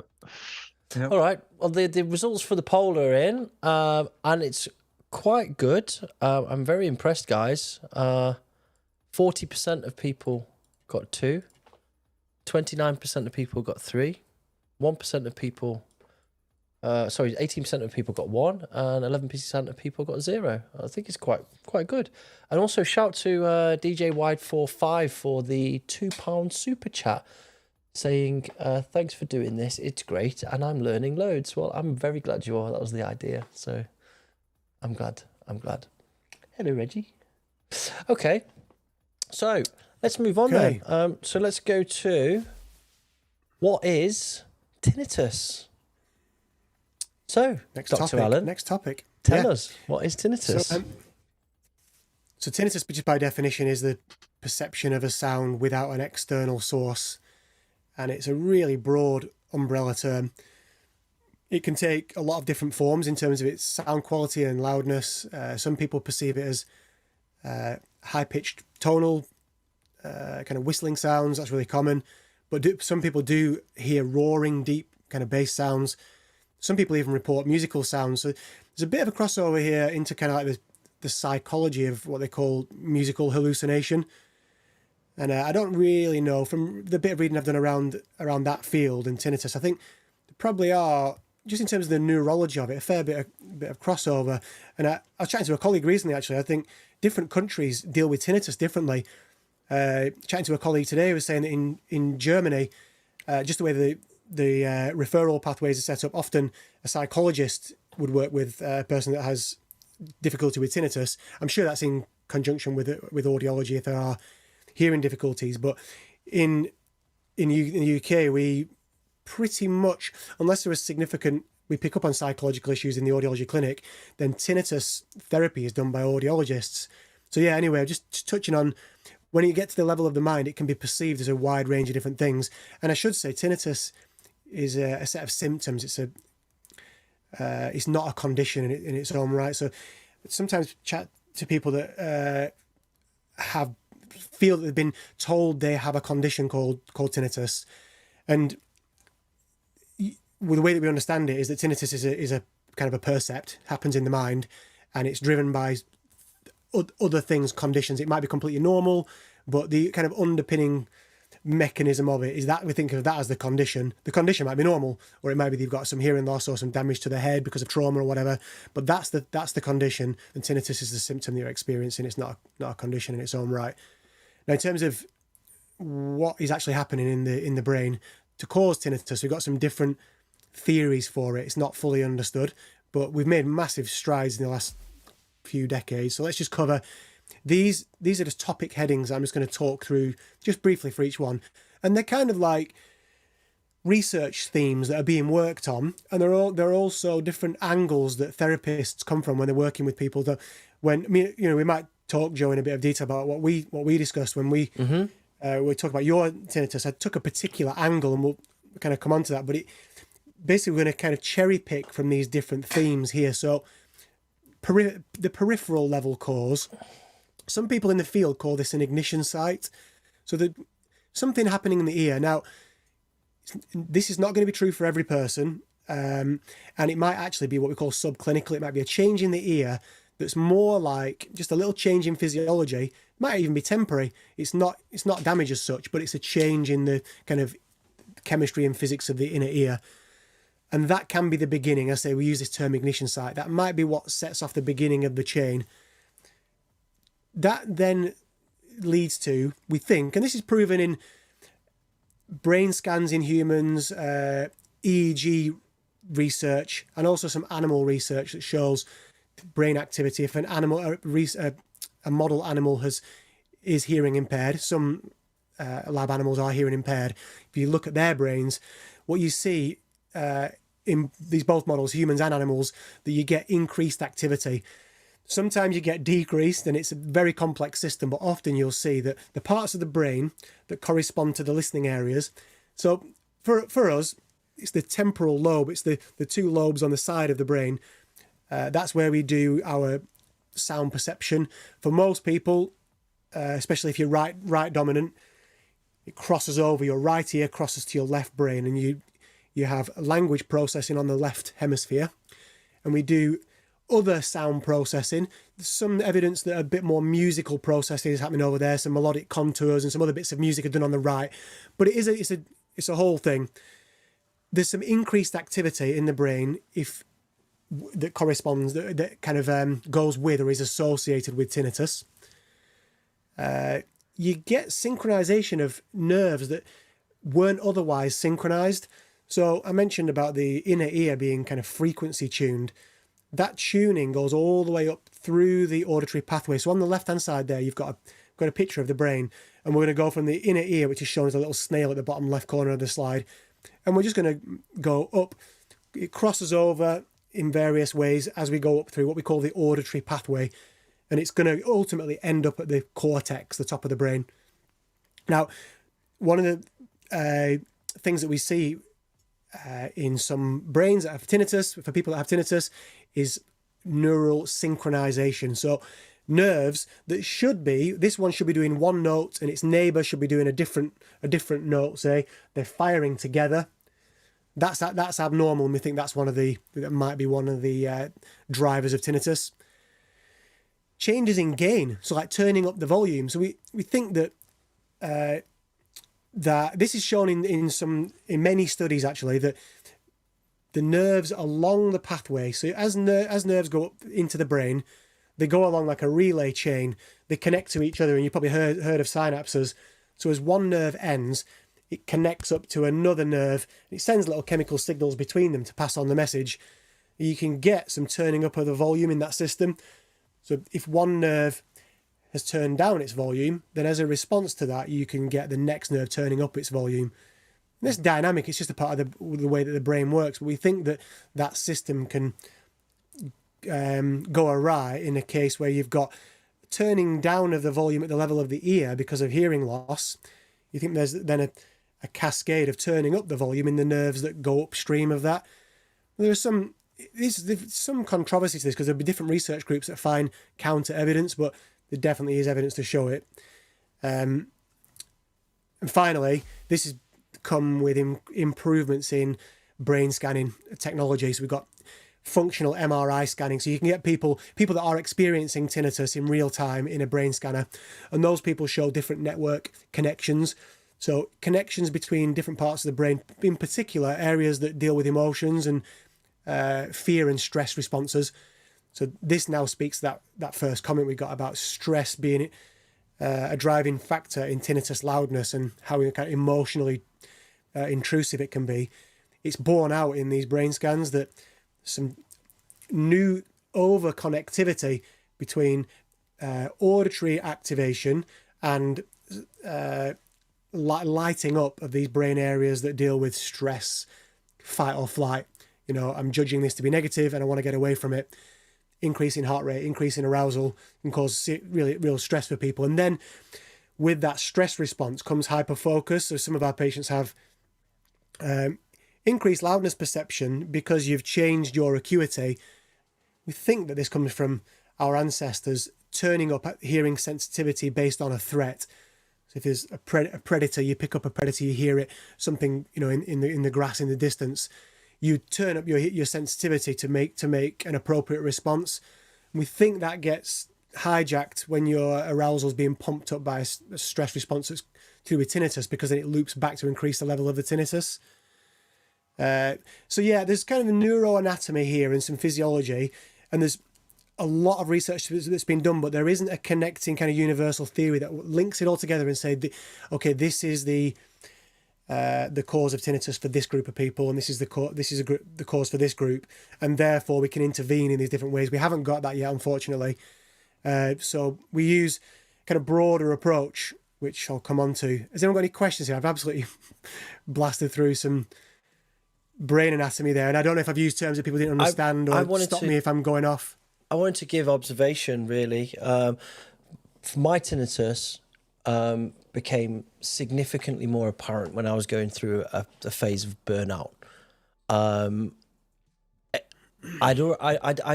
sensed that I had a problem with my left ear because I was constantly having to adjust my left speaker, so that I knew that there was some hearing loss there. But the tinnitus came on when I was going through a phase of burnout, and I was incredibly fatigued. I wasn't sleeping enough. I was stressed. I had insomnia. I have some problems with ADHD. So I was completely overstimulated and piling all this stuff on top of me. And I started to get big headaches and problems with my eyes and various of my senses. But the tinnitus one was the one that was like the last one that stayed there and remained there. And it really panicked me when it happened. And I called you immediately because I spoke to Greg, and he said that you were, an expert in this field. And yeah, it's completely directly linked. Whenever I get fatigued or stressed now, it becomes much more apparent. And I think that it was brought on more significantly by that period of really heavy burnout and fatigue. And it's never really gone away since then. Obviously, there's also the mental factor of I'm more conscious and I know that it's there now. So it's one of those things that when you know it's there, it's like it can be not bothering you because you're distracting yourself or you're working in a busy environment. But then as soon as you think, oh yeah, remember I've got that, all of a sudden that's all you can hear for the next 2 days. Mm-hmm. So there's definitely a mental link between the two things, as well as a physiological link for sure. Yeah, absolutely. The kind of the brain-mind connection there is obviously not fully understood, but we intuitively can feel that, can't we? That as we learn more and more about what the brain's doing, and we see this evidence, we can find ways that links up with what it feels like to have these experiences. Seems to be the evidence that we're finding seems to add to the intuition. It's not as if, with some scientific discoveries, like, oh wow, it's completely counterintuitive, like discovering that the Earth goes around the sun. We just couldn't have known that before. Whereas with this, it's like it really does seem to confirm that, yeah, that's exactly what it feels like. Stress responses, and we understand that part of the brain is involved with stress. Yeah. Someone in the chat's written, Sticks has written, I totally have that too. Sometimes I'm lying in bed and I think, whoa, it's nice and quiet. And then all of a sudden you realise that it's not. It's such a motherfucker. Totally. Yeah. So, yeah, just before we move on, because we're probably talking around this domain a little bit more, but just before we do, I'll just mention, while we're on brain physiology, it's just worth mentioning that there are molecules, caffeine affects this, alcohol affects this, diet, sleep. So all of the above. I drink espresso and beer regularly. Not in a predictable way, and not in a unidirectional way. It's not, for some people it might soften it, might relax you down, but it makes you not care about it so much. With the alcohol, for sure. It goes back to my point we were saying before about lifestyle factors. You can think of anything you put in your body can have a modulating effect on your brain, and that can be awesome. It can be negative, and some of this is when I'm working with my patients and we're touching on the kind of therapeutic aspects of it, thinking about stimulating the ear, and we're kind of putting this together. I'm thinking, what does this person? Where are they now? What do they want? And what's their lifestyle doing? That we could. It's a little bit like a personal trainer to some degree, because I could talk, you need to protect your ears and you need to drink water, and actually well-being drops if I recommend that stuff. So it's very, very much tailored, because I might say, what's your caffeine intake like? And they 1 coffee a day or something, and say, well, it might be worth stopping it. It actually doesn't sound problematic. I have met patients that are struggling with tinnitus and anxiety on 15 coffees a day, and you might be needing to rein that in. It's definitely, I'm not saying that's definitely a factor, because that caffeine and alcohol in particular, they're problems for me, I guess. But that also affects your sleep cycle, and it affects the quality of life, because if you drink regularly, then you don't eat regularly and you're less inclined to go and train.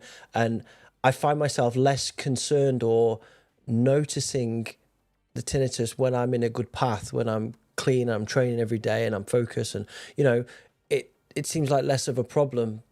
But there's so many variables to that though, right? Because is that because I notice it more because I'm spending more time sedentary, or just see what I mean? There's so many different elements to it. So yeah, absolutely. Yeah, what we want and what we need are often different things, but we can't see that in the moment, and it's not even clear if we embark on a healthier lifestyle. We might not even get the benefits we were looking for. It is a really complex one. This is the battle that we're facing, and the journey that we're on.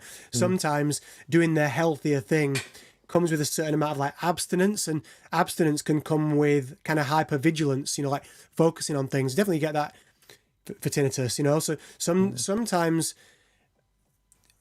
guiding a patient that I'm working with to chill, I might work on the chill aspects of the therapeutic approach rather than the tinnitus. Let's park tinnitus for a few weeks. But yeah, it's got to be tailored until we have this universal theory for what causes it, and then we can go in there with some procedure. We're nowhere near that. Maybe Elon Musk has got an idea for some implantable device. Yeah, stem cell injection straight into the eardrum, mate. Noël, I sensed that you had a question before I asked my question, so not right now. No, I'm okay. I'm okay. I did have a remark about phantom sounds, that there can even be phantom sounds that are produced by the eardrum. Because the funny thing is that before we started all this, Craig was like, what sound does the eardrum make? Oh yeah. And the eardrum is actually capable of producing sound, or at least that's from my understanding. And yeah, that can also be perceived as tinnitus by some people. Good point. I skimmed over the fact that some tinnitus is generated in the body. Yes, on that one, you're right. there are some little muscles in the middle ear where you had those little bones, that little bony bridge. They're connected to some muscles that contract, and they contract and relax, we think, to shape the frequency response of the middle ear as sounds are coming in when we're in different environments. So we can set it off with loud sounds, and we do that in the clinic. We can measure it as the eardrum pulls back and tightens up. We can measure it, and some people have. I've had it. You can get a spasm in that muscle, and it flutters. Yeah. Is that what you've had? I've experienced it too at some point. Yeah. It was a very strange experience. Yeah.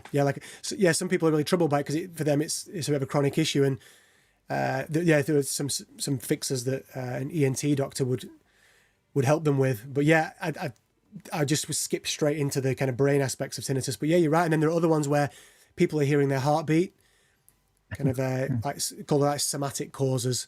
That can be completely normal. But for some people, annoying. That's annoying. Do you get that? I've had that, yeah, especially when you're trying to sleep and you can hear your heart rate, especially when if you're stressed and you get elevated heart rate and you can really hear it, and it's pretty intense. It's hard to relax. You're trying to relax doing some breathing exercises or whatever to try and bring your heart rate down, and it's just like, no, that's really frustrating for me.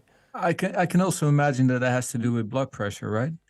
Like if your blood pressure is higher, then your perception of your heartbeat becomes, more evident or something like that. Yeah, potentially, depending on where the blood vessels are relative to the the components of the ear. Yeah, absolutely. There can even be blood pressure changes around the nerve, so not actually in the ear, but around the nerve. So if you're squeezing the nerve, we think that might be another source of it. Yeah. I did want to say something about the fluttering. When you mentioned about what sound does the eardrum make, I thought you meant if it's touched, and that's why I said, it's whatever I said, 100 and something dB, because if you touch it, imagine that's equivalent to a massive sound pressure. Wow. It's the ultimate kick drum. It can get touched. Yeah, you don't stick cotton buds down your ear canals, kids. No. Yes. Oh man, I learned that lesson the hard way. I tell you. Yeah, after I got something, I got one stuck in there, and I had to go to the hospital. Oh man, I was like, because I used to love cleaning my ears, and then and then there it goes, right? And I was like, I can't get it out. It was just gone. It was in there, right? Oh man. So it's one of my biggest nightmares, actually. Like seeing things go in ears. I can watch a horror movie and someone sticks like something in someone's eye. I'm like, but the moment that someone sticks something in someone's ear, it just very uncomfortable. So I went to the hospital. I went to like accident emergency, and they went, we don't actually have the tools here to take it out. You need to go and see a ear specialist. It was, for whatever reason, they said, you've obviously got this thing stuck right down your ear. We can't take it out. You're gonna have to see the ear guy. So I went to the reception or whatever, and they said, yeah, sure, 3 weeks. And I was like, and I couldn't hear anything apart from like crackling in my ear. And I had a gig that weekend, and they're going, yeah, 3 weeks. And I was like, but what about realistically? And they were like, but it's 3 weeks. That's what you've got. Like, come back and see. I was like, I can't do this for 3 weeks. Say what? Yeah. So fortunately, I managed to find a private ear guy, Booper and stuff like that, and the private healthcare, and just went in, took it out in like a second, and told me not to put anything smaller than my elbow into my ear. That's the one. I had it once where I put the Shure earphones, the stage monitor earphones. I had a pair of those, and they've got these like ribbed, they're like a butt plug, right? And you put it into your ear and you put them quite deep in, and I pulled it out and the bud stayed in. The earphone came out, but the bud stayed in really deep. And I was on a train, and I had to get a lady from the train, a lady on the train, to get her tweezers out of her purse and pull it out of my eardrum. Whoa. That was panic, though, like sheer instant sweat panic. Like, somebody help! That feeling, isn't it? That. And another time, I had I was play fighting with somebody on a beach in Lorette Demar HDID in the sun, and he slammed me on the floor and my head hit the sand, well, the beach, and the beach there is very small pebbles, and I got like really a tiny pebble stuck on my eardrum, and I didn't know it was there. It was just annoying for weeks, and I went to the hospital and I had to go to the ear clinic too to remove this really tiny like pebble, like minuscule pebble off the middle of my eardrum. It's a scary shit, man, and it makes you freak out. Yeah, big time, big time. It just brings it home in that moment, doesn't it? We just take it for granted. Realise how vulnerable you are instantly. Yeah. Have you seen The Sound of Metal? You seen the movie? No. That movie. Recommend it. Oh my God, yes. Right. Anybody. In fact, everybody should see it. It's incredible. It's really well done. I've never been so scared. Oh my God. It's like a horror movie. It's about a metal drummer, right, in a band that basically starts losing his hearing, and he kind of wings it. And I have seen it. Yeah. But man, that it just felt so close to home. You know what I mean? That feeling of like if you lose that hearing. And so Alan, I'm sure you remember this, right? I had a vaccination a few years ago, and after the vaccination, I got tinnitus. It just appeared out of nowhere, and it was just constant, and it just wouldn't stop. And I was like, "Whoa, what's happening? Like, why have I got this?" And it wasn't like occasionally you get a little pinging in your ear. It was like loud, and it was just like this high pitch, and I couldn't literally hear anything in one ear. I had to turn my head sideways so that I could hear both speakers, and I panicked. I was so scared. And the first thing I did was get in touch with Alan. I was like, "Help!" like what am I going to do here? Do you remember this, Alan? It's like, I do. Yeah. And at that time there was reports coming out of people who had a COVID infection, reporting hearing and tinnitus related symptoms. So a few review papers were published around the time. Again, jumping back to epidemiology, this is like correlation stuff where they can say, "Oh, yeah, you had this infection." In that case, it was COVID virus, and then you had these symptoms. Mechanisms aren't fully understood, but we do know, and we're learning more and more about the way that systemic inflammation. So you get any spike in inflammation from a virus, a vaccine, anything that spikes it, sets off. White blood cells have a reaction to that, and they send in signals, little chemical signals that tell other cells in the body that there's something attacking, and it's like an inflammatory response. And more research has been done in recent years about how those molecules can cross over the blood-brain barrier to then speak to the nervous system. So this is not my area of expertise, but I know some of this research is proven to show changes in nerve activity based on what's happening in the body. There are immune cells in the inner ear that are set off by these little molecules. They change their behavior. There are these immune cells close by nerve cells all through the brain. There's more immune cells in the brain, glia they're called.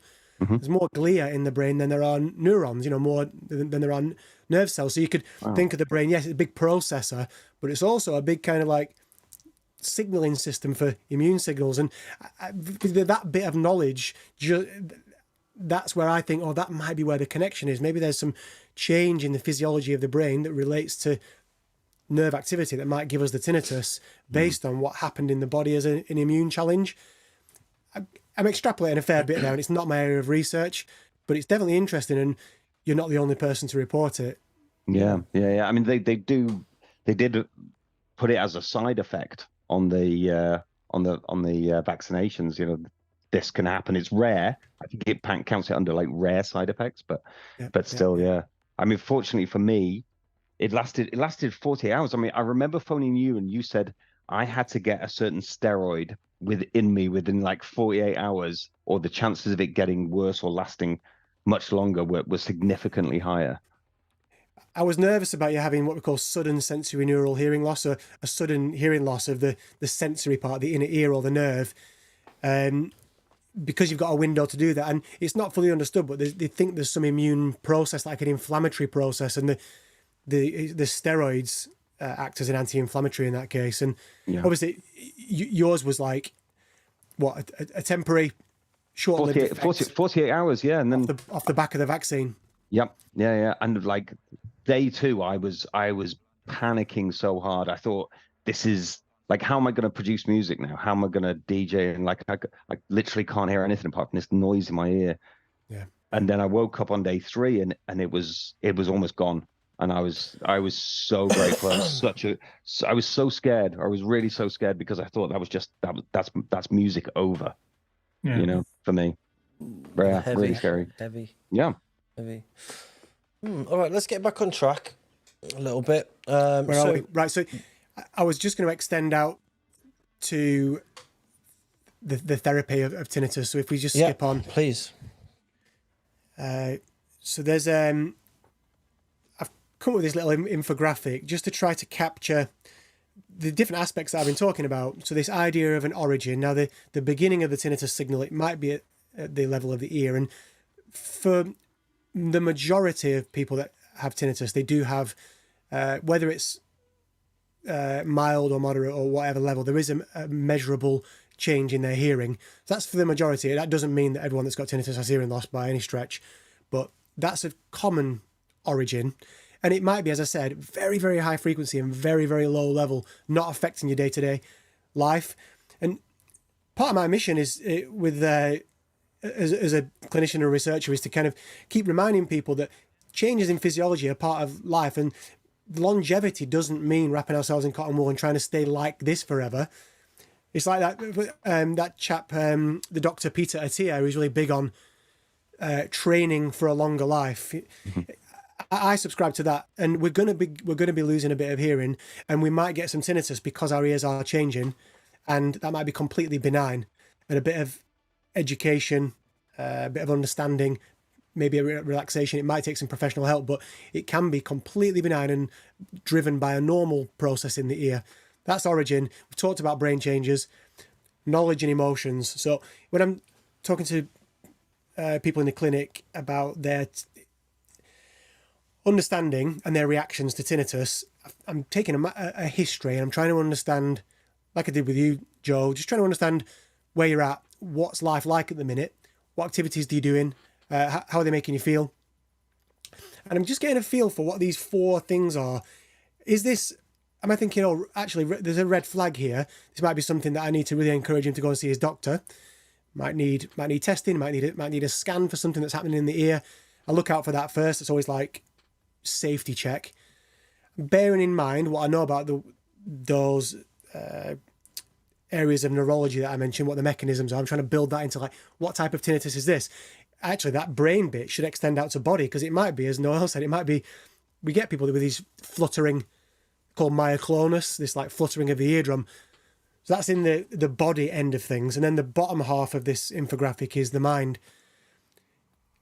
Can I intervene by explaining what we do and don't know?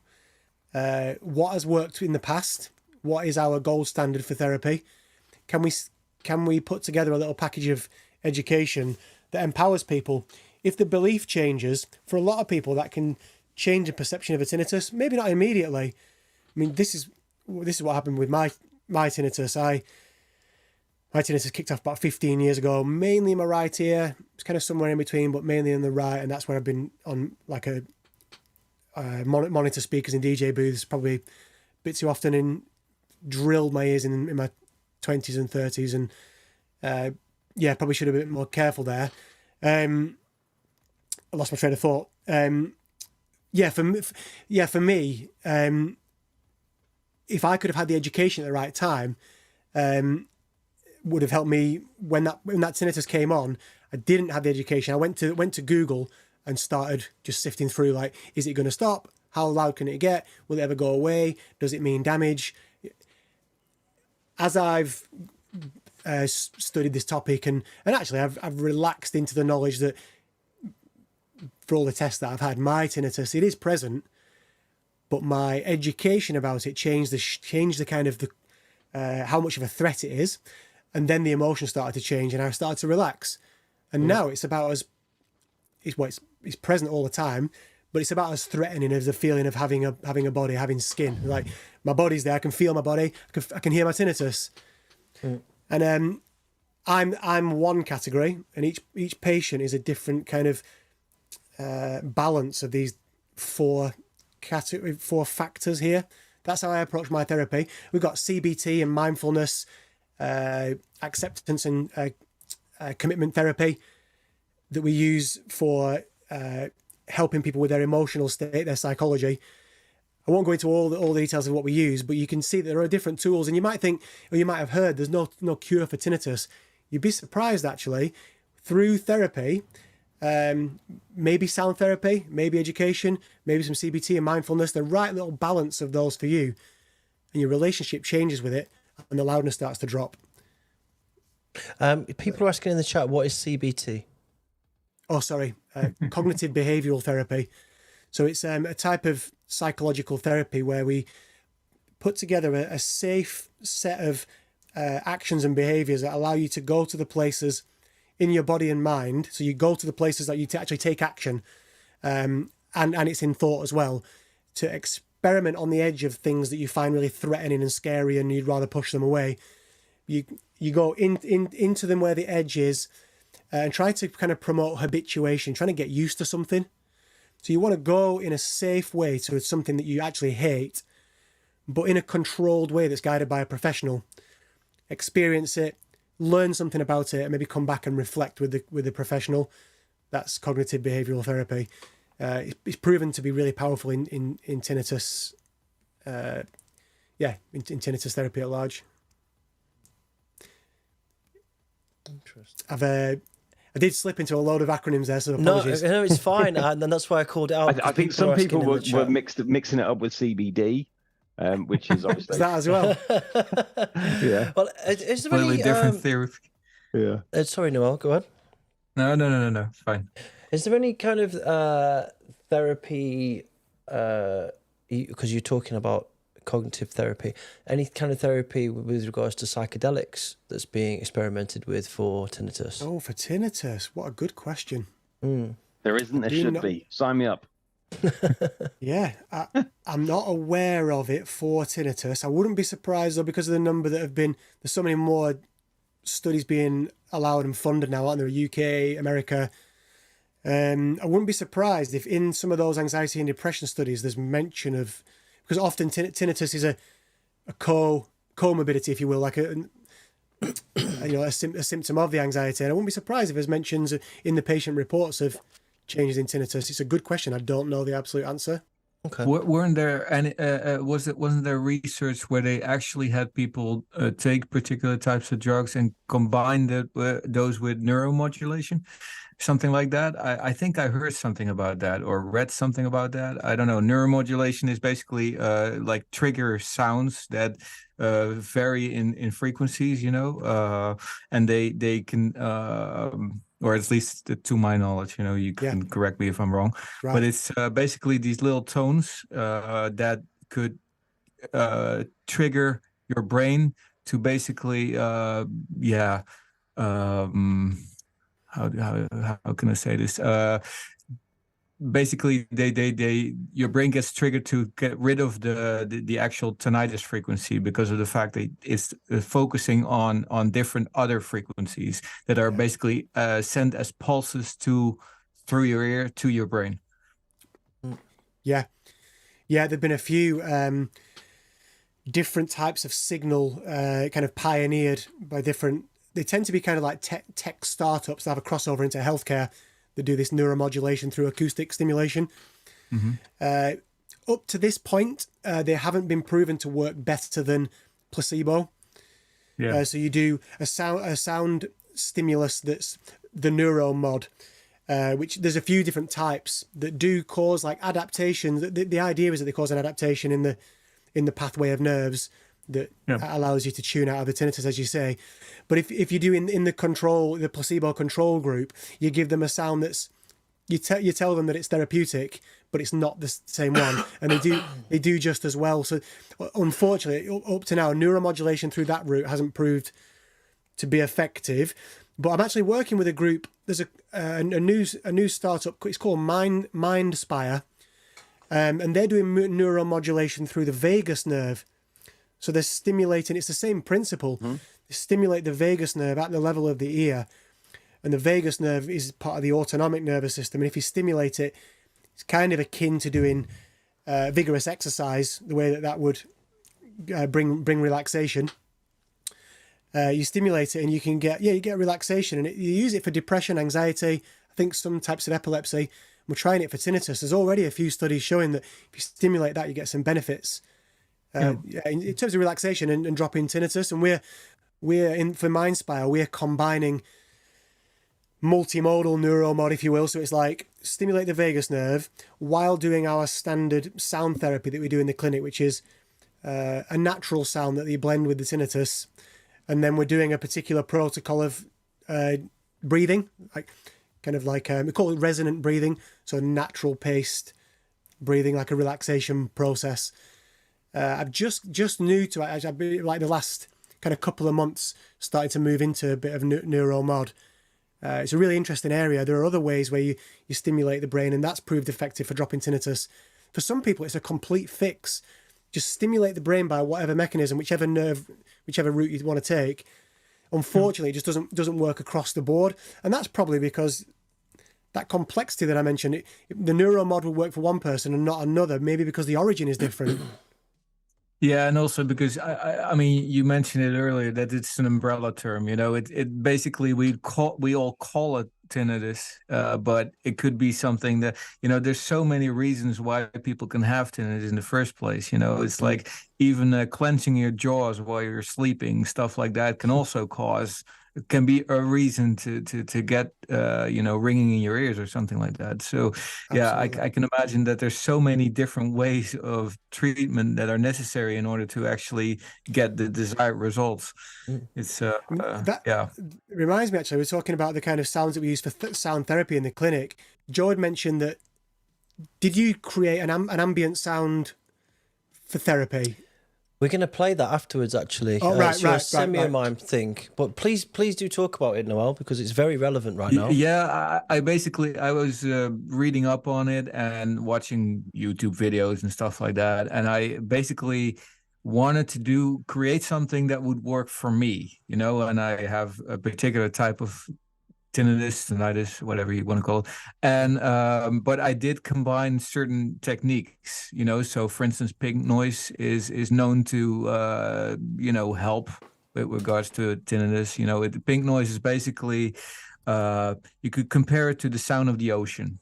It's like a rustling. It's like and that particular combination of frequencies can help you not hear the frequency that is dominant.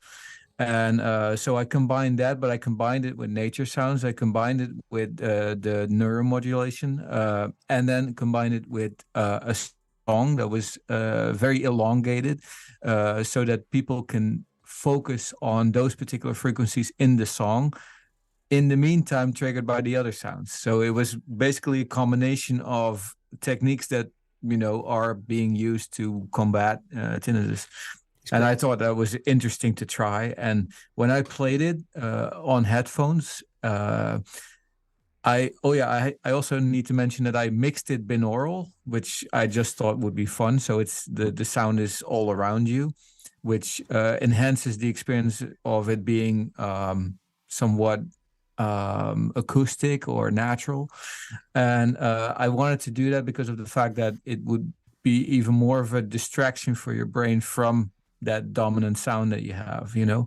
So I basically just tried to do that, and for me it sort of worked, you know, while I was working on it, and also when I played it afterwards. It sort of alleviated it helped for a while, and of course then at some point you start hearing it again and it comes back, but it did go away, or it felt like it was going away. And I don't know if it was a placebo effect or exactly what was happening, but since it worked for me, I figured, you know, why not just put it on the internet and see if other people have a similar response to it, or, you know, maybe it can benefit people. That was basically the idea of putting it up.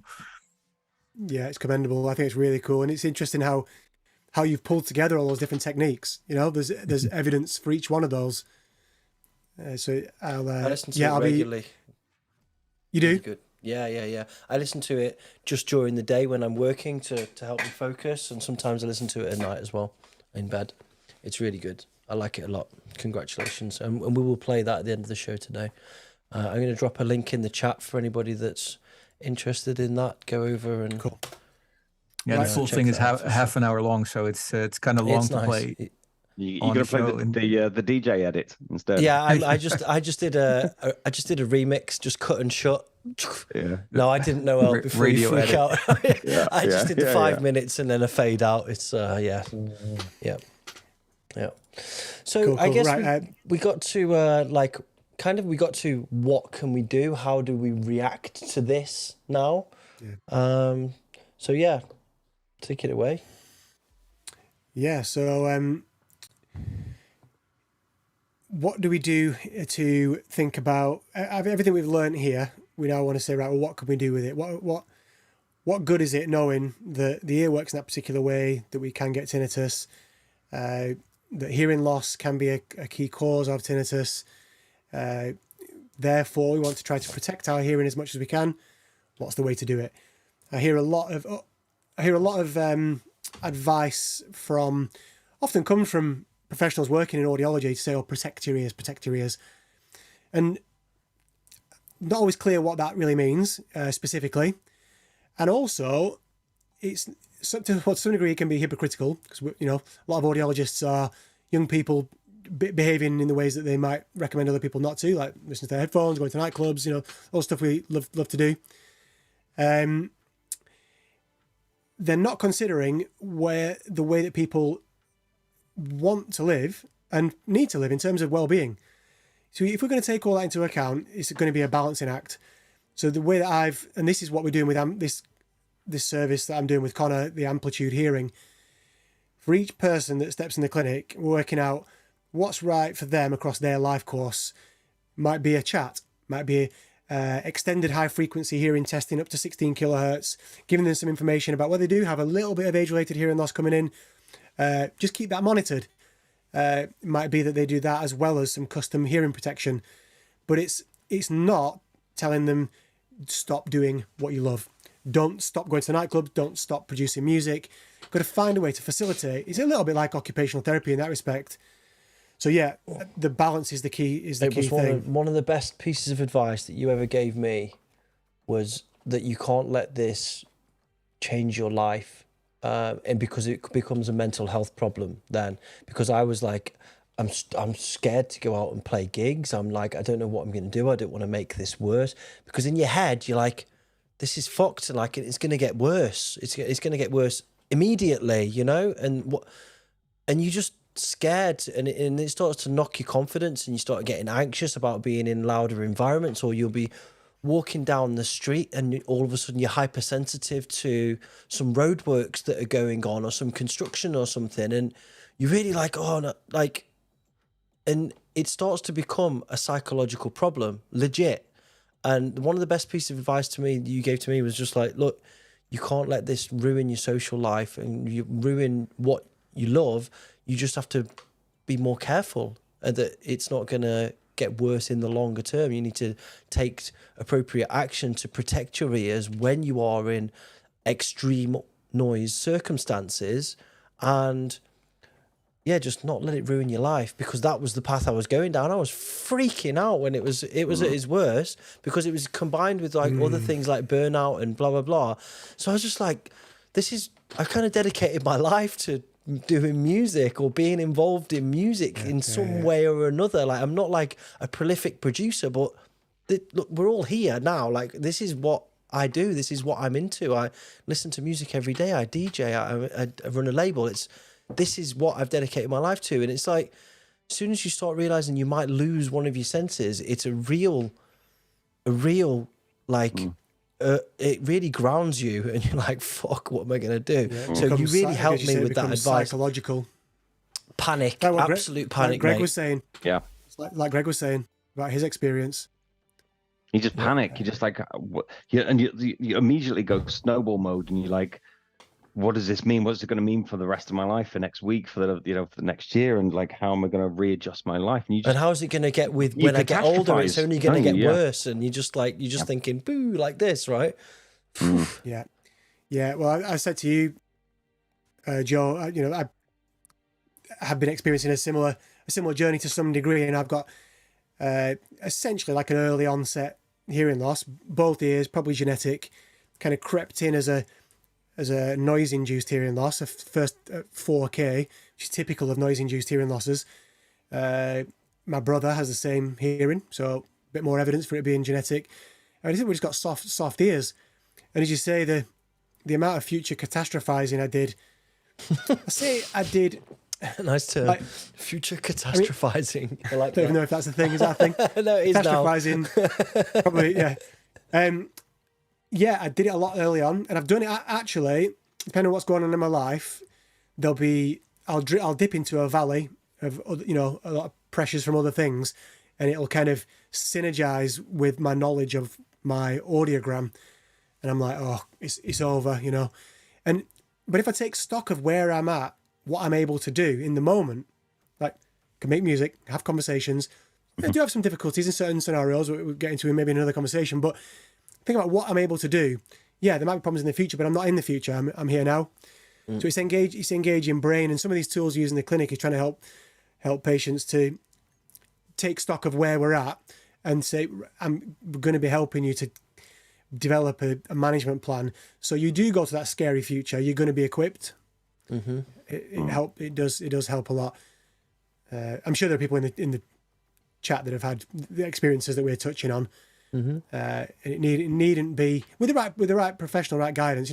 If just as a kind of public service announcement, if anyone does get to that stage, because to be frank, and especially in recent times, we had the number of referrals shot up in 2020, 2021 with isolation. This can drive people to the absolute edge, and there's a small but much more than it should be number of suicides that are caused by the distresses that come off the back of tinnitus. It's really, really serious matter for a number of people, and getting to the right advice, the right person, is really important for people. They might not be able to act. That can be a friendship group. It might not be a professional. It might that's why I touched on the isolation of lockdowns. The number of people that were reporting tinnitus distress went through the roof. And that leans into the other psychological factor. There's more time spent alone, more time spent in the quiet, but also more time with psychological distress, mental health problems because of being isolated. So there's so many different elements that are linked to it. It's hard to kind of unpick and get to a single root cause for. It's definitely generally that's impossible, but even just for one person to take their symptoms and go, it's because of this. Myself, for example, it's a plethora of different things that are causing it, and you just have to try and get a balance in, try and do your best at all of the things, and try and spin the plates and make sure that you're doing your best, and that's all you can do, right? There's no fix. We talked earlier on. We can't fix this shit yet. Come on, Elon, you can do that. But, you just have to do what you can. Right. That's it. Just sometimes the right professional with expertise and knowledge might be able to just help you see how you're spinning the plates. And although there might not be a fix-all, there might be a way to spin them that's a little bit more controlled. Or something that's more obvious to an outsider than you as the person living the life, because it's very easy to be just involved in your old. Everybody needs an outside voice, right? Yeah, we all need that, don't we? We all need that for sure. Yeah.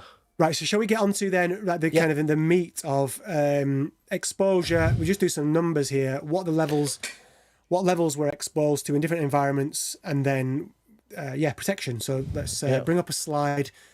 So I've got a slide here. So this guidance is taken from the Health and Safety Executive for the UK government, but it's the same one across the EU, maps onto guidance in America. The evidence that underpins these sets of, shall I say, they're not guidance documents, because a lot of this is actually mandated in law. This health and safety guidance at the top here is the law for events. So the sound is sound across the world. So this is going to stand whichever nightclub you're in whichever country. So the event, so this is across the duration of an event. And I'm fortunate enough to have a friend who's an acoustic consultant who I managed to get to verify some of this stuff. It was really interesting chatting to him, actually, because he was telling me about the kind of events that he's in, where he's putting mics. He does festival monitoring and nightclub monitoring. If you're in an event at the middle of the event, where the kind of like the average position where the crowd would be, and that's normally where they put the sound desk. They're going to take, across the duration of the event, they're going to be taking snapshots with a sound level meter, measuring. It might be 95, measure it 10 minutes later, 110, 10 minutes later. And it's undulating, it's fluctuating because that's the nature of music. But across the duration of the event, you add them all up and they do a calculation. It's a bit like, if you've heard of RMS levels, like root mean square. It's just like a particular way of taking the power of something over time. It's a bit like that calculation. It can't go over 107 for the whole event. That means that if you've got a long event, you need to drop the sound level, because the dosage is the factor. If you've got an event that's 5 hours, it can be louder than one that's 10 hours. So these are things that the acoustic consultants that are brought in to look after the clubs need to be doing. Promoters are brought into this now. So there's something that was brought in. So my acoustic consultant mate informed me that this is a fairly recent addition, is that if you get to 96 dB, if it's likely that the club is going to be doing that, then the promoter is obligated in the small print of ticket sales to let the audience know that's going to be the case, so that they can bring appropriate hearing protection. Now, this doesn't mean that that it's a perfect world, and when you turn up in a club, it's going to be fair, it's going to be safe, because it's not. I mean, there's a certain amount of taking responsibility for yourself. The clubs are not. You can walk nearer to the speaker and it's going to be louder. They take a peak measure, which is the absolute, like it can't peak any higher than that, just for a snapshot of sound. So this is an average. Take a sound level meter and a peak pressure. It can't exceed 140 dB. I mean, that's very loud, but that's just for a peak. So that's saying this is the absolute max that you can get away with at an event. And events get shut down if they're exceeding these levels. Okay, so that's guidance stuff. I'll just quickly touch on, I think if you hit the first animation, personal listening. So I found a really interesting study. We'll link all this in the show notes, I think. I'll link to this study. It's an interesting study, this one, because there are a lot of studies telling you how loud different insert earphones or super oral headphones are, like your Sennheisers or whatever you're wearing, how loud they are, and giving advice about how long you can wear that for. But what this study did that was different is they got a standard phone that had software on that they were in control of, the researchers, and they installed a music player and a sound level meter that was calibrated. So the headphones were stock across the research study, across all the participants, and they measured them over many weeks. And actually they found that these were college-age students. For personal listening, they averaged 70 dB, which is quite safe. You can be in 70 dB for days and days and days, and it's not damaging. So what I want to say is, at one end of the spectrum is, for personal listening, actually, this piece of evidence shows that people make sensible choices. Now, that's not everyone. People in the chat might be like, no, I know that I leather it, and that's your choice. The little animation that we brought up on the screen is just highlighting 80 to 86. So there's some evidence from, where have we got that? Oh, it's not shown here, but I got it from another, I think it was World Health Organization. I've not shown it there for some reason. But, oh no, sorry, right. So I couldn't show, so I've showed there World Health Organization personal, 75 dB up to 136 dB. So what they found is, depending on the setup, not in a research study where it's all nicely calibrated, you can have a particular source of sound, a particular smartphone or whatever device you're using, coupled with a particular set of headphones that's got maybe a low impedance, and it outputs really high intensities. So what I'm showing on that scale there is 80 up to 110 and then some. Just take note of what your rig is and just be mindful of it. A little rule of thumb is conversational speech is 65. So if you're putting your headphones on and you're talking to yourself at conversational speech, if it sounds like the music is twice as loud, that's pretty loud. But if you're just a little bit louder, you might be heading towards 80. That's safe. So you can use conversational speech as a little yardstick for what levels it is, because we don't know. You know, Apple, if you've got AirPods, they've got their little health warnings that pop up. But it is tricky to know where you're at with this. You've got to make sensible choices for yourself, and you don't always have all the information to do that. Okay, let's go on to a bit more of an intense end of the spectrum. So now I want to highlight, as we go up this scale, I mean, I've highlighted nightclub. On this table, what we're showing is intensity down the left. So you've got 80 dB at the start, and it goes 81, 82, 83. Oh, you've got that's just the level to warn the audience. As we go up in intensity, the number of hours, the duration of time that you can spend there safely is reducing. So you can spend 25 and a half hours in 80 dB. That's a long time. So the sweet spot for us as producers, DJs, ravers, is where we're looking here. We're going to be in there for 4, 5, 6 hours. We want to be in the kind of, between 85 and 90. And my acoustic consultant mate was saying that what they try to do is they try to sit it at a sweet spot of, they actually go for about he goes for about 97, 98 at front of house, which is away from the speakers. That's the average over time. So what he's kind of suggesting there is, because I was like, oh, wait a minute, I'm thinking I need to be in a sweet spot of 84 or whatever, 86, looking at these numbers. I want to be in there for several hours. But you've got this sweet spot of like 96, 97. That's louder than is safe. So it kind of comes with a territory that you need to make your own choices about protection. So if you want to wear some earplugs that drop it down by 20, you're going to go from potentially dangerous if you're going to be doing that many times a year over decades. Takes it from, that's actually going to be risky, you get some hearing loss. Hearing protection in takes you back to that safe level. Have I been clear there? I might have waffled a bit about just... That's clear. Kind of just sneaking into... I'm touching on hearing protection now, but you get the idea that the safe duration is shrinking as the intensity goes up. Just think of it as dosage. World Health Organization say that nightclubs, when they do their big studies across globally, they find that nightclubs are 104 to 112. Pretty intense. So I've highlighted that there at the bottom. It's going to change where you are relative to the speakers, how long he's in there, all these different variables. I think the headline is, if we're going to be in nightclubs and we want to enjoy that for the rest of our lives, we're going to need to get some decent earplugs. You might just wear them for the bit where you're not DJing, take them out for the DJing. Just think sensibly. Again, coming back to what I'm doing about my management plans for individuals, what's right for you? Mm-hmm. Yeah. It's quite scary when you look at these numbers, though.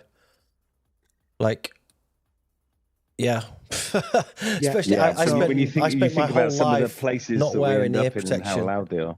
Yeah, the worst places are on the stage. Sometimes you go on the stage and the monitor speakers are just insane loud, and that's what I said, that the monitors are often louder than the actual room sound. Yeah. And this is also why because some promoters do not understand why DJs sometimes do not want to be present the entire night. Yeah. One of the reasons that I'm not present the entire night is actually to protect my ears. I'm wearing earplugs also when I'm spinning, and I still do not want to be at the party the entire night, just because of the fact that I know that I'll need 3 days to recover from that, and that that's 3 days in the studio. Also, that one of the work. reasons that I spend more time in the backstage or not on the dance floor or whatever if I've got to perform, because I don't want that and then getting blasted by that, and then I have 3 days of to deal with, and exactly that's on me. That's nobody else has to deal with that, Yeah. So to combat that, you stay in the back room and get drunk as fuck. Yeah, of course. Jeez. Are you out in Noël? No, Noel's a good boy. No. Yeah. He's very well behaved. Me, not so much. So what can we do then? Hearing protection is basically the obvious choice here, right? Yeah, hearing protection, and Noël just touched on also just behaviours as well, just having some knowledge, and depending on what you're trying to get from the party, you go for the whole time or not. You know, if you're going to get booked to be playing more shows that week, or if you're kind of vigilant about this because you want to protect your hearing for a long career. You might not spend the whole party there, and it sounds like we're kind of like, oh, that's a bit of a party pooper, but needs must. You do what's right for you to have longevity. Yeah. And as much as Greg takes the Michael there about staying in the backstage, I would probably get the same drunk not in the backstage, right? But the point more is that like nowadays, now I'm older, and I have also this problem. I'm not arriving to the club at 9-10 o'clock when I've got a set at 4 o'clock in the morning. You arrive later on purpose, and to the outsider that can seem like oh, he's a bit boring or whatever, or he's not a party guy. Fuck all of that. It's actually a conscious thing to not do that, because it ruins the experience, not just from a DJing point of view, but from attending the party point of view. It makes you, if you're there for too long, you're like anxious, and you've got your earplugs in because you're trying to protect yourself, but then you can't hear people, so you're taking them out, and you take them out and you can hear all of this horrible white noise spinning around the room, and you're like, oh my God. And it goes back to this mental connection to what you're doing, and it's you just have to stay out of that environment. You better sometimes. believe if I'm playing at 6 o'clock in the morning anymore, I'm getting a good night's sleep first, getting up, doing my yoga, and then going to the club. Good lad. Yeah. I have a question here from the chat from Peter Stormtrooper. Hey, Peter, by the way. I hope you're well and the family's doing good. He says, question is, what exactly happens after 1.5 damage? Now, Peter's German, so he's used to very loud sound systems, and he's looking right down here at the bottom end of the spectrum. What happens What happens when you're at 109, 110 decibels after 1.5 minutes? Tell us. It's a really good question. So, two things we've touched on. One is that this is epidemiological data that it's pulled from. So what happens is, and it's kind of like longitudinal studies they are. So they study people over long periods of time. So they don't say that this particular thing happens to you at that time, like you turn into a frog at midnight. It's like something very subtle happens. So that's the one thing is that it's epidemiological. So the data that we have is that this accumulates in a population over long periods of time. And the other thing is, if we go back, let's not jump back, you've probably seen enough of it, but those metabolic effects, the toxins that are created by overstimulation in the ear, that happens, and there'll be a degree potentially of microscopic change, maybe down at the subcellular level, almost certainly doesn't affect your perception of sound the next day. I do meet people where it has. They've been to that event that breaks the camel's back, but for a lot of us, nothing will happen. So what I've got to do is I've got to take like a really balanced position on it and say that take care, do all these protections, because we know that from the long-term studies in populations, the kind of what it correlates with is people that have poorer hearing. It's not going to be for everyone. There's variation across just genetic variation. Some people do have really robust ears. We don't fully understand the genetics behind that. So if you're up to now, Stormtrooper, if you're up to now having hearing tests and it's been cool, but you do know that you've been exposed to loud sounds and you felt quite confident about that, then who am I to stop you? And you definitely don't have ears like me, because I've sustained some noise-induced damage through being around sound. Not even that much in my case, So yeah, that's a long-winded answer, but nothing drastic is likely to happen is the short answer. But it's accumulating. People are already starting to ask what type of hearing protection they should wear. Should we maybe move on to that? Yeah, well, let's do the little plug for ACS and show the little calculator. And then I've got mine in my bag here. I can show you my ones. If you've got yours, I looked for mine in the middle of our conversation before, and I don't find them, but I can take another look. Let me just grab this. Yeah, I'm going to do that. Bring up the slider. Yep, I'm on it.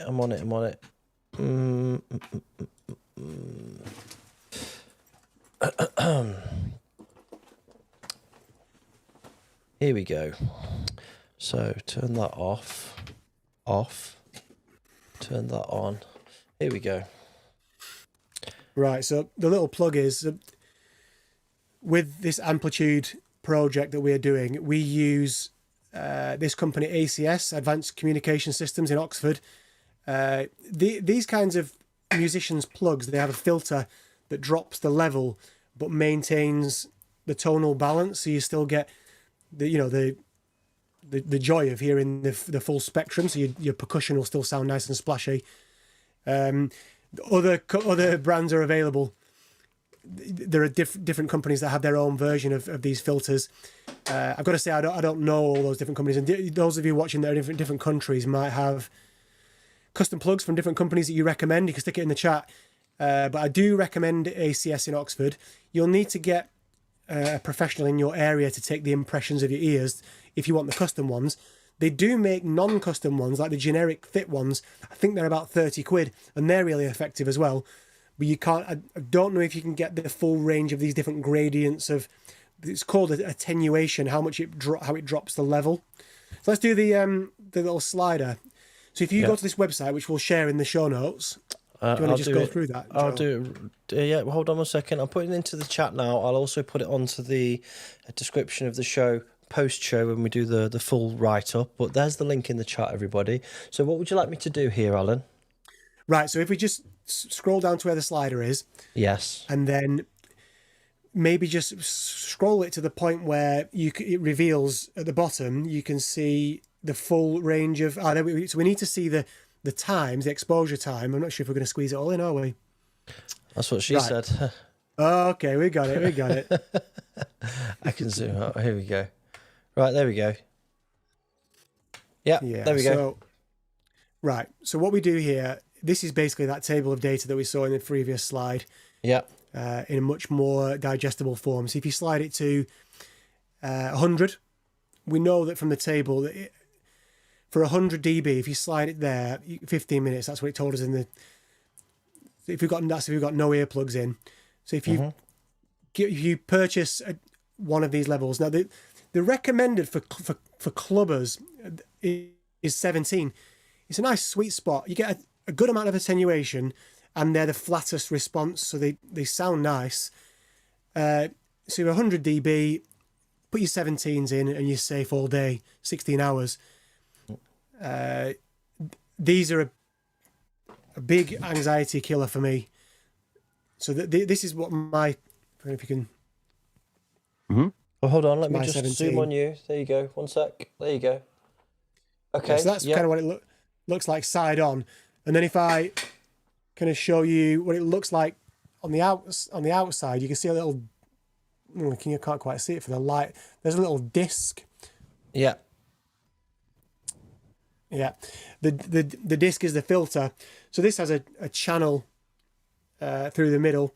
It's got this filter at the end that drops the level, and it roughly does that in a balanced way across. We can see it here. Look, here we go. We can see it just there here. You go. Look. Yeah. There you go. Yeah. So this again on the ACS website. Yeah. So this little disc. This is what mine look like. I can't find them for some reason, which is quite alarming. But yeah, this they mold them to your ear, and then they put different levels of disc in there to block the sounds, and it's just a straight dB drop, right? It's not specific to a certain frequency range.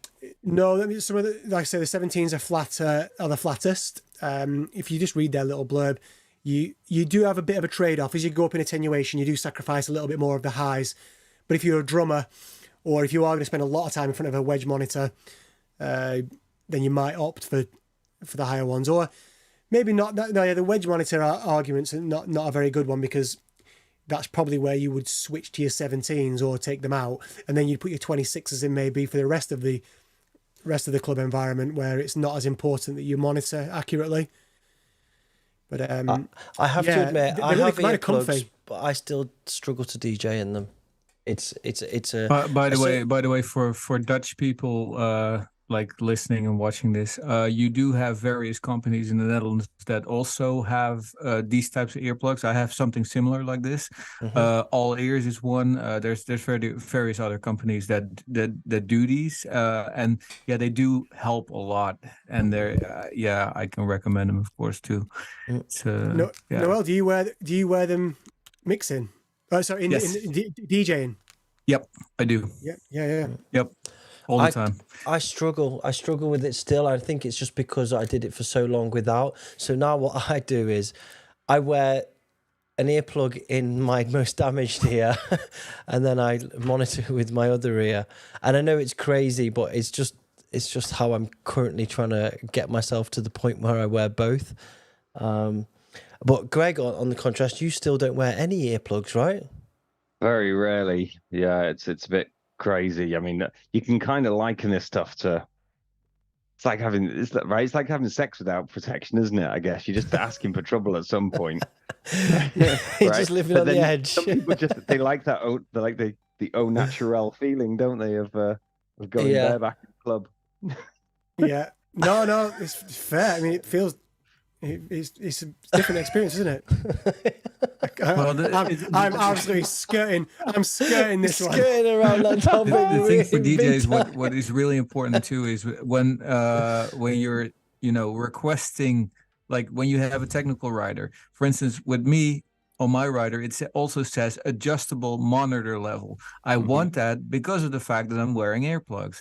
The thing is that I might turn my monitors up to a level where I feel comfortable, but at the same time, if I do not have monitor control, the monitors can be very loud or too soft, and then I'm forced to take my earplugs out because I cannot hear what I'm doing, and that is really frustrating, especially when you're trying to constantly use earplugs when you're spinning, to have a volume that's not, that you can't change yourself. So that's one of the reasons I'm saying this to, basically telling this to promoters, that we put this on riders. That is the reason, that we want to be able to be in control of these things because of the fact that we are trying to protect our ears.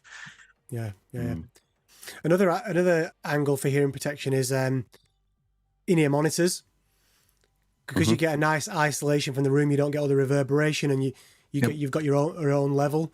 So, there'll be people in the chat that use that. I know Luke, producer, does that. He actually wears the Shores that I was talking about before. The ones that I lost inside. He wears those, and he does like the stereo mix split with one in each ear. It's mad, isn't it? And it looks awesome as well. Difficult, if you can do that, it's great. It's difficult one to master, especially if you've been so used to just having the standard can on one ear and monitor on the other ear. It's Then you don't ever have to worry about the state of the monitors, do you? No, exactly. Pretty much. The only thing is that it takes quite some time to get used to mixing with in-ears. It's a different approach. It's like patting your belly and rubbing your head at the same time. That's like that. Yeah. Yeah, it's a little bit like it's like a layer disconnected. So you have to. It's like doing it through a lens. You've got to relearn how to do it with that disconnection. Yep. I mean, I've had to kind of learn to enjoy being in the crowd with them in, because you're chatting to people and there's something between you. But I've got there now, and for me, the benefit is that hugely outweighing the cost. Sorry, Joe, go ahead. The only time I've actually enjoyed the experience of going to a club with my earplugs in is putting them in before I walk in the door. And because you're already accustomed, and then the music comes, and it's not like you're missing or you're losing something, because that's what it is. The experience is what it is. Yeah. The minute you go in without it, then it feels like you're taking away from your experience. Well, that's usually best anyway, to just put them in the moment that, before you actually enter the room. Yeah. That's a nice hack. Yeah, Steph Death Machine told me that. I found it good. Yeah. But it's crazy I had a great time at one of the Oblivion events, the one that Manny Lamalin was at. Oh, yeah. And as I was coming down the stairs, I was like, it just felt, the atmosphere was just oozing up the stairs. It's like, this is good. This is going to be awesome. Yeah. And I just popped them in then. And it was just great. I got straight in amongst it, and it just had the best time. And it doesn't take away from what you feel, so you still feel the subs. Yep. Yep. Yeah, I do really love them. I know that a lot don't. It begs the question, and I know it's an obvious answer, but it begs the question: why do they have the sound so loud if it's fucking everybody's ears up? Just feels because great. People want to feel it. It feels good, great, right? Yeah. People want to feel it. And I've actually been opting, like the idea of having subwoofers that produce more. They produce more air than actual sound. I've been thinking about that, contacting speaker manufacturers and actually suggesting a subwoofer and a speaker system that produces more air. Yeah. Because then people feel the music sooner, and you can play it at a more acceptable volume, like and a higher pressure. If that's possible, So we'll just give everybody a sub pack when they walk in, right? Something like that. Yeah. And it might keep the dance floor a bit cooler as well if you're pushing all that air around.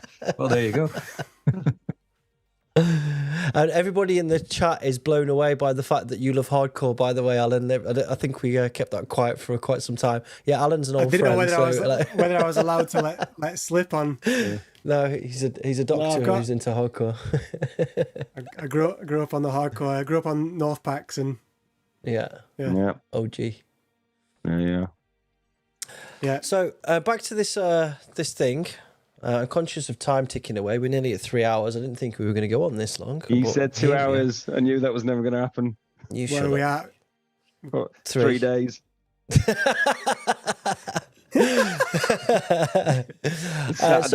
So yeah, this is just maths, right? So depends on the plugs you put in, you get more time. Yeah, exactly.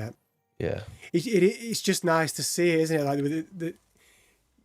it's just like you said before. It's quite surprising, the durations. Like you surprisingly short times, and then at the other end, quite surprisingly long times. 24 hours in 100 dB with your 20, just like camping out in the club with your 20 dB. A squat party. Yeah. So I guess the takeaway from this is that it's worthwhile getting plugs. From a DJing point of view and from a party goer's point of view. But I guess the question on a lot of people's lips is, especially people who aren't necessarily flush for money, is there a significant difference between going to a proper place to get a hearing test and getting real acoustic moulded earplugs than just getting a pair of eggs or whatever different ones that there are in the market? The difference is so the difference between doing nothing. So doing nothing is here, and getting the posh. So I think they're 150 quid, 140 quid. Yeah, that's what I paid. The custom ones. There, getting the generic ones for 30 quid.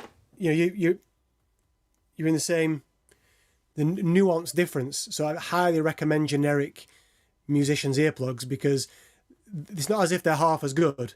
They're like, I don't know what the percentage would be, but they're well into the 90s. 90. I mean, to be honest, as long as you're not getting leakage, you're down to the difference being maybe a little bit better attenuation, because the thick silicone is a better attenuator than those little ribs that you get on your generic ones.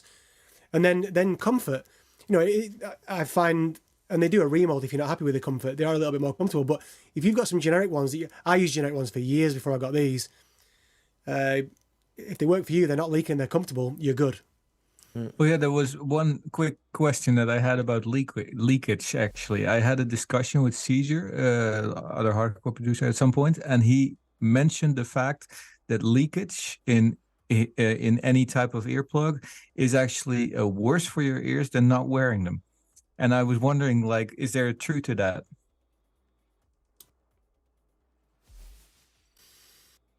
I can't see how, but I can't see how. I was also kind of wondering, like, why there a that would be, rationale? but yeah. Well, the one angle that I might come from is smaller cavities for a given signal level. If you make the cavity smaller, the SPL goes up. So if you've made amplified. because of the localized physics of the air molecules moving within a smaller cavity, I wonder if you've made the ear canal a smaller volume by putting in a plug, and then you open it up to allow leakage, do you increase the SPL in the bit of the canal between the plug and the eardrum? That could be the thing. That's the only thing I could reach for. Wonder It's very in the chat specific, says, though, isn't it? Wonder in the chat says, Noel, it's worse because it creates a resonant. Maybe. Well, But still, I mean, that doesn't mean that, like, just because you got a bit of leakage, it's always going to be super high risk. And for the most part, are you laughing at the word leakage, Joe? No. Yeah, I mean, obviously, I don't know, but like, surely you're minimizing your chances by having. You think you'd be better off having, a kind of poor fitting head, like a ear protector, than no ear protector at all. He's like thinking about it like when you put your thumb over the tap and you try to stop it and then it squirts out at a higher pressure. Yeah. Is that the same kind of logic that he's trying to? Yeah, the physics of oscillating systems are different from direct. So, like, I always think of sound coming out of a speaker is oscillating, and then you're at a festival, and you hear the sound, the wind blows, and the sound just does a mad thing where it goes quiet. And so what you've got there is you've got your analogy to putting your finger over the tap. That's like direct current version of you got alternating current, which is sound. It goes back and forward, and then the wind is like. So if sound was a direct thing and it was like the wind where it just goes in one direction, then it might stand that a bit of a leakage is really bad. But because this is the push and pull, it doesn't behave like that. So I want to stick with, like, my stay safe, guys. Any plug is better than no plug. I want to stick with that. Yeah. Until it's explained to me how it could work, that it changes the resonance or the Yeah. Well, I was always wondering about that because he told me that, and now ever since he told me that, all the time when I'm, for instance, spinning and I can't control my monitor, I have to pull out those earplugs a little bit in order to hear, and I keep them in, but I pull them out just a little bit. And every time I have to do that, I think about what he said. He's infected your brain with that thought. Yeah, hasn't he? Yeah. Well, you got it straight from the doctor's mouth. Yeah. So, what are our main takeaways here then? Do we think? So, we talked about how the ear works and how that underpins our understanding of how we take in sound and how we interact with it, how the ear works in that respect, and how the ear works in terms of tinnitus. Probably the takeaway from all that is that you want to bear in mind the complexity of it. Just keep in mind the variables, like is it noisy? Am I close to the speaker? Where am I at? You got just taking into it. We've talked about a lot, but the key take home is trying to take I hate to use the word holistic, but for any given challenge that you're going to go into when it comes to sound exposure or tinnitus experience. So interestingly, like they're two ends of the same spectrum, aren't they? You've got a very loud environment and you're going to get tinnitus in a very soft environment, but either of them might be anxiety inducing. If you're going to face either of those situations, think, right, what's my toolkit? What do I know? Am I doing what I can to protect myself? Am I being sensible with it? Instead of just going, oh, they said protect your ears, but it's a bit like don't do drugs, like without any nuanced argument for what the different drugs do for what different people. And this is the idea of think about where you're at in your life and what you're looking for in the sound. Take the best precautions you can. get a professional. If we hit the threshold of you need to speak to somebody that needs to advise you in more detail and guide you, then it's go to your GP, go to your doctor, and get referred to an audiologist or ENT. It's just horses for courses, I think. It sounds a bit broad, but that's my whole philosophy. Do you want to sharpen that up at all? No, I think what if I were to summarize, it's just to be conscious of what it is that you're doing and the risks that you're taking, but don't let the thought of it getting worse. This is like the main thing that I took from what we spoke about before. Ruin your experience of life. So take the precautions that you can, but if you do have some damage or some problems, it's not the end of the world. If you can still hear, you can work around it. You can think around it. You can still enjoy the experience. Just don't let it go to the point where you're in a significant hearing loss situation because you've just not respected yourself and just blasted your ears away for no apparent reason. No? And if for some reason that's out of your control, you do end up in that position, they're the people that I'm dealing with every day. The audiology clinics are full of those people. And if you did end up there, always not lost. There's still amazing. The technology, this is a weird way to put it, but there's never been a better time to be afflicted by hearing-related difficulties, because the tech, hearing aids, bone conduction devices, implantable devices, cochlear implants that stimulate the hearing nerve. You just look up now, musicians, pianists that have cochlear implants. They're out there and they're better at music than I am.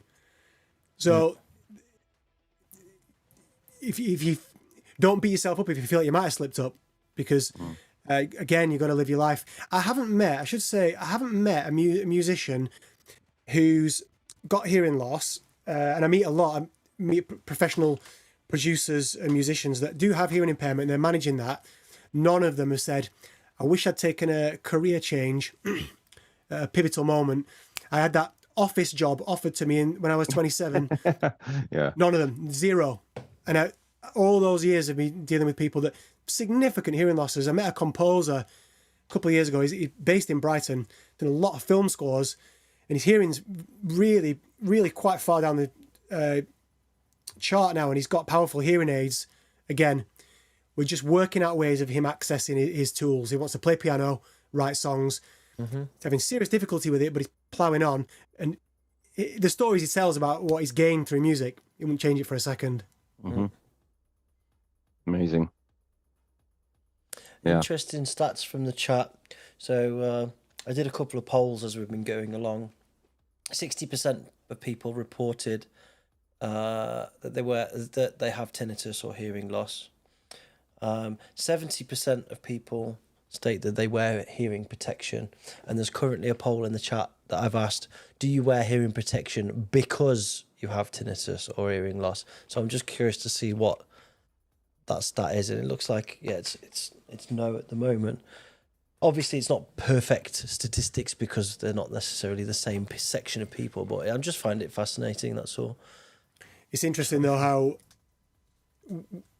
what's the word here? Like well informed and kind of like I guess we've got producers and audiophiles, people that have got good ears in the chat, and it's interesting how many of them are kind of already in the know on this stuff and wearing protection. And my brother, we both grew up buying tape packs, and I used to buy North packs and he would buy Helter Skelter and more like happy hardcore stuff. Greg knows my brother. But he thinks that hardcore techno is really nerdy, and he's always ribbing me about it. It's like he always took the piss out of me for it. I always thought it was like more extreme, cooler, more interesting sounds, better, more whatever. He was like, no, it's just nerd music. So with that logic, he's not wrong. The people that are going to these events, clued up people, smart people. I've got an interesting observation. Well, it's actually a question / observation. So we're in the UK, wearing hearing protection. it isn't that widespread, or until recent years hasn't been particularly widespread. But since being traveling and living in Europe, I noticed that the education for and the handing of hearing protection at events is quite commonplace. And I wonder if there's a different level of education or appreciation for that because of the bigger festivals, because of the widespread hardcore. Do you have a comment on that, Noël? Every festival I remember playing at this summer, I picked up free earplugs. Nowadays, yes. I'm talking like historically. Sure, yeah. It was never really a thing that was in our. Well, I was never like, let's get earplugs. I do think that people have become more aware of it being a problem, and consequently, I don't know. I don't know. Maybe the smarter people would do something about it beforehand, but I think the poll that you created with regards to people getting hearing protection because of the fact that they have tinnitus is also a thing, you know. And there's especially in the Netherlands, where we have such a rich history of events. I do think that there's simply a lot of people that have issues, and at some point they decide to do something about it. Mm-hmm. I do see a lot of events where they actually are either providing them for free, or you can buy them or something like that, and that already makes people think, you know, if they're even if they're throwaway earplugs, then it still makes people aware of the fact that they should be wearing earplugs at an event, and that might encourage them to go and look further as in what's available on the market. Whenever you go into a pharmacy here in the Netherlands, you have a wide range of different types of earplugs that you can buy, and if that's not good enough for you, then you can go and get the measured ones, you know. So I do think that there is a certain level of awareness with people that go out here in the Netherlands, and that awareness might not always be present in every country, you know, because I do see sometimes where I'm spinning in, say, I don't know, any country, you name it. Some people, you just see an entire audience where they're not wearing hearing protection. Well, I've also seen it where, a good amount is wearing something, at least, you know. So I think it's also, creating an awareness. So that's also why I think it's so important to do a show like this, because of the fact that, I actually hope that people will look back at this and be like, hey, and it will make them think like, oh, maybe I should do something about this, you know. And you should get rid of the whole stigma that it's not cool to wear earplugs at a party, you know, because in the end you're protecting your ears, you know, and you can't reverse it, you know. I mean, you have hearing aid and stuff like that, but the hearing aid is different from your natural ears, so you still want to preserve those. So definitely. I hope that people become more aware of this as an actual issue.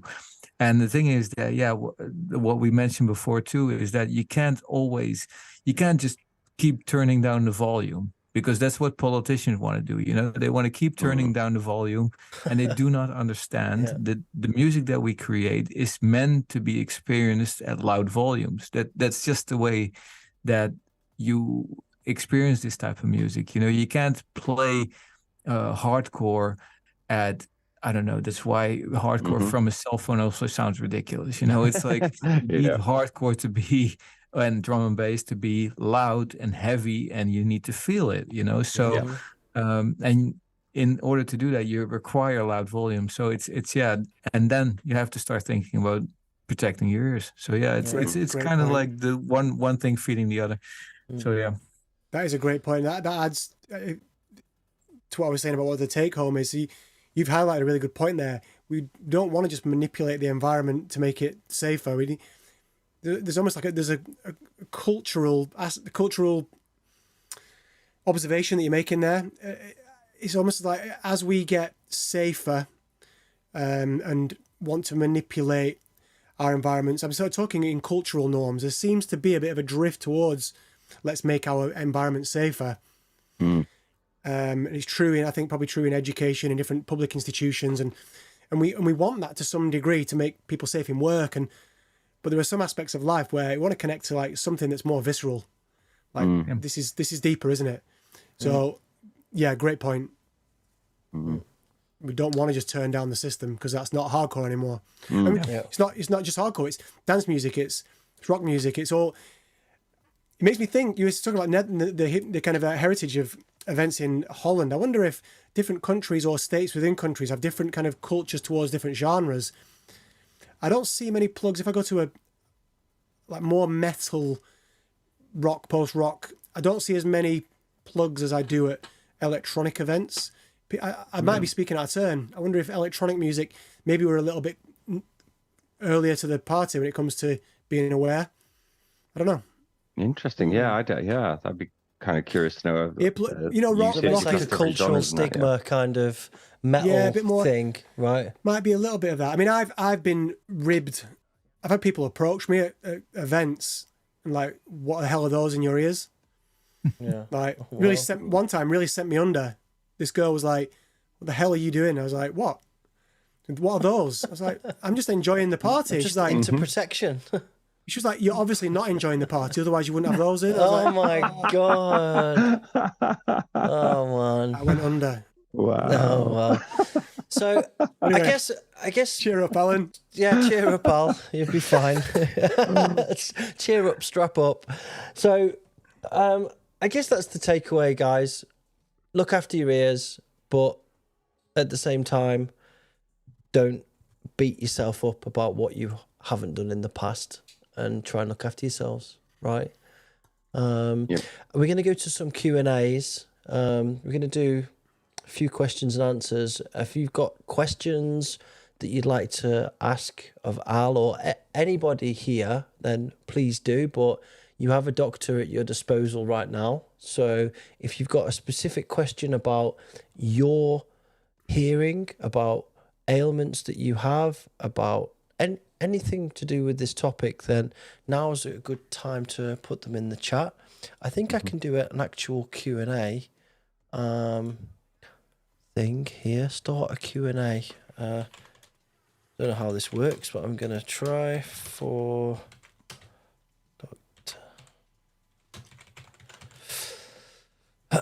So I've just done a start Q&A thing in the chat. I've not done this ever before. So I think you have to click it at the top and then you can put your question in there and then I can see all the questions in one place. I think there's a little filter where you can filter top chat, live chat. Then you can click questions and you can put them in there. Here we go. One from D Manufacturer. I do notice that when performing with my hearing protection in, I need to turn up the headphones quite loud, causing me to feel the bass from the headset vibrate. Could that be harmful?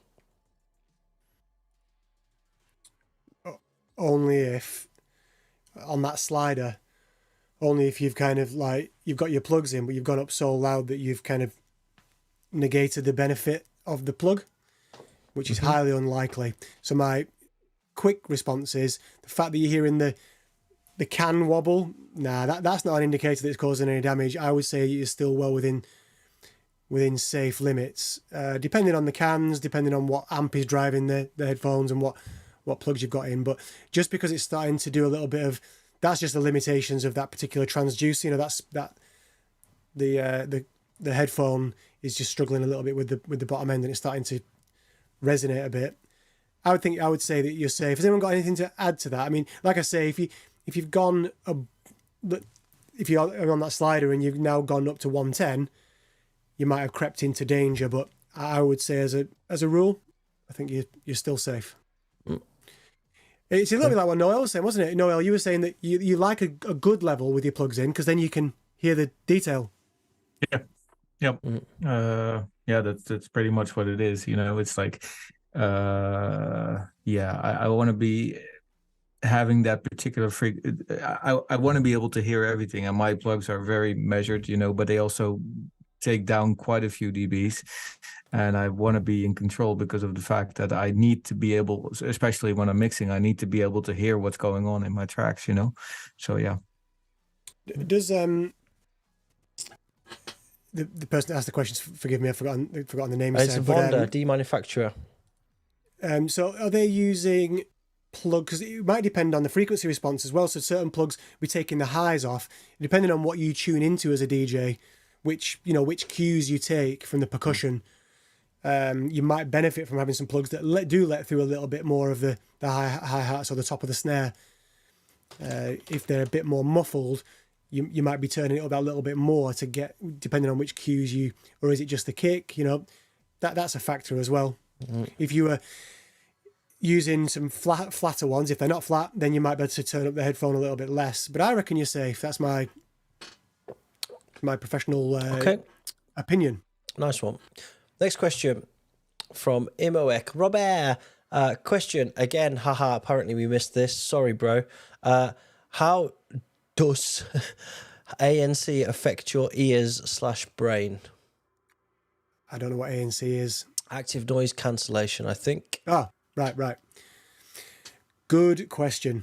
There's some early stage studies now just starting to show a little bit of evidence to suggest that it might not be a very good thing for our what we call auditory processing. So the way that our brains make sense of sound subconsciously, we call that auditory processing. It involves binaural processing between the ears. It involves timing cues for how the sound is hitting your ear across time, frequency, working memory, all the different facets of how your brain and mind deal with sound. We always thought that noise cancelling headphones were just a nice thing. It's just the beginnings of some suggestions.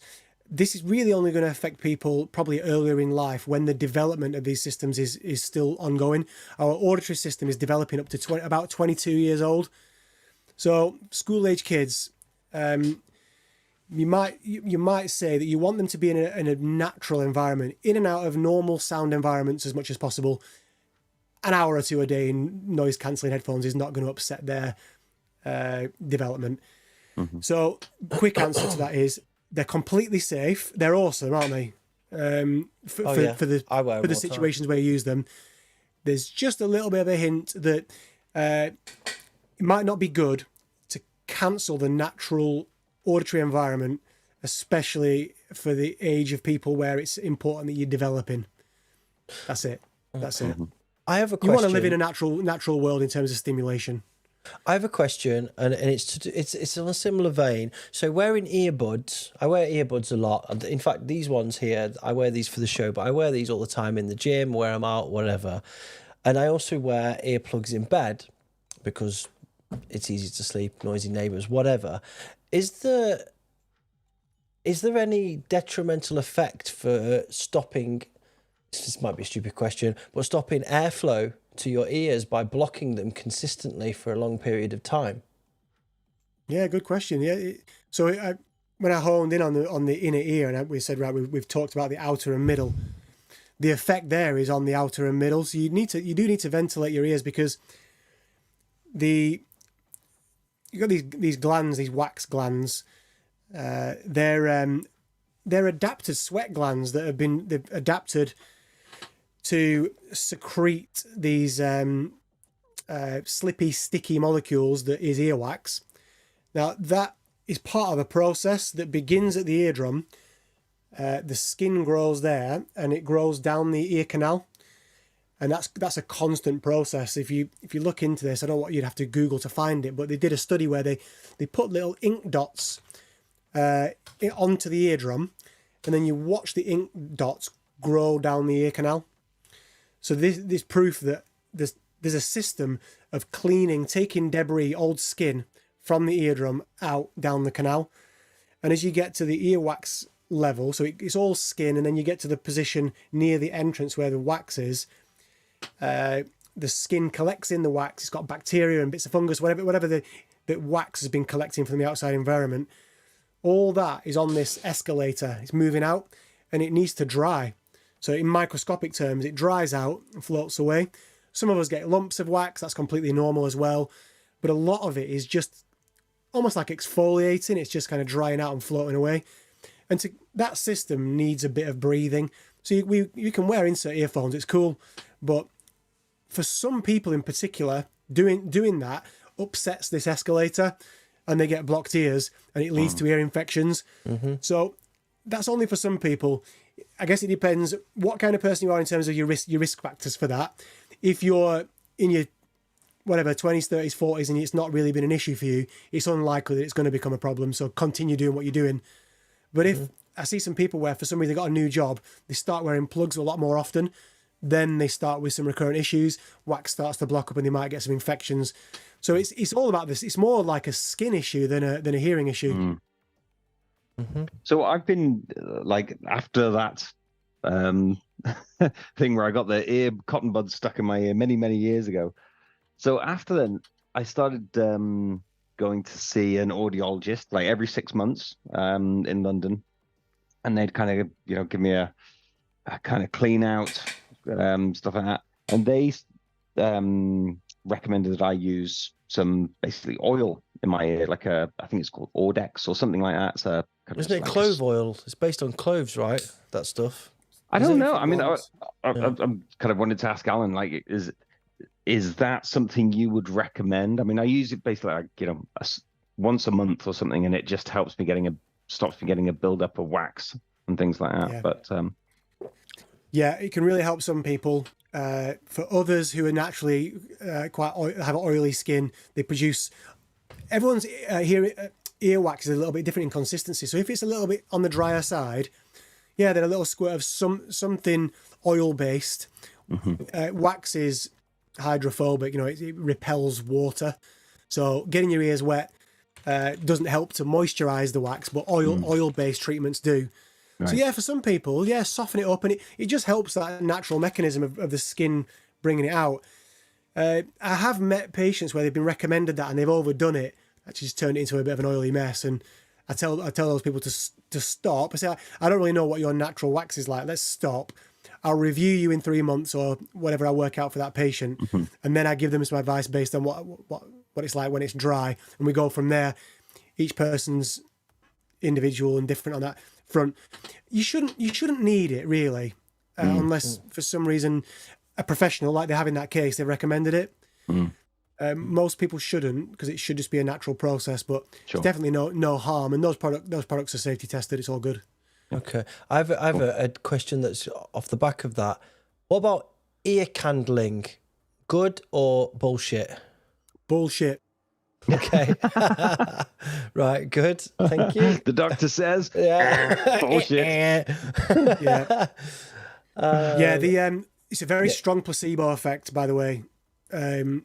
So they're no better than placebo in controlled trials, but if you just take the treatment arm of the study where they're getting the ear candling, and it has the flame and it has the wax that runs down inside and all the whole works, they feel good about it.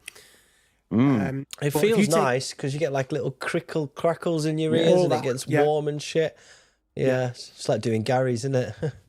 Yeah, bullshit. Kinda. It's no good for you. It's less good for you than Gary's. Yeah. What people should do, and what a lot of people also forget. Edit that bit out. Sorry. No, sorry. What people should do with their in-ears and their earplugs is also clean them regularly, because a lot of people don't. And that also, then you get extra earwax and stuff like that. You might not see it, or it goes in there or something like that. And basically then you have that cannon effect, where you're just putting more stuff in your ear. And that supposedly is also, supposedly it's logic, and that's also bad for you. Just definitely keep casual remark. Keep those clean and hygienic. I was giving them a quick lick before I put them in. No joke. They get easier. Your ears or your head or your my earplugs. Give them a little lick to get the seal good. I've been guilty of it. See, the doctor says it's good. It's good, but it's something. Audiologists have got some stories to tell about this kind of thing with patients that will do that with. Yeah, let's not go there. Let's not go there. Okay, so people in the chat who are struggling with the concept of the Q&A section, at the top of the chat, there's a little filter that you can click down and you can have top chat, live chat, or there's a section for questions. If you could put your questions in there, makes it really easy for me to see them. Thank you. Next question. James Bufferland. Sometimes when I'm near complete silence, I start to feel this deep pressure in my ears, sometimes to the point of hurting. What is that about? Is it some sort of tinnitus? This is a trick. I've had this reported to me in the clinic. I honestly don't have an answer for it.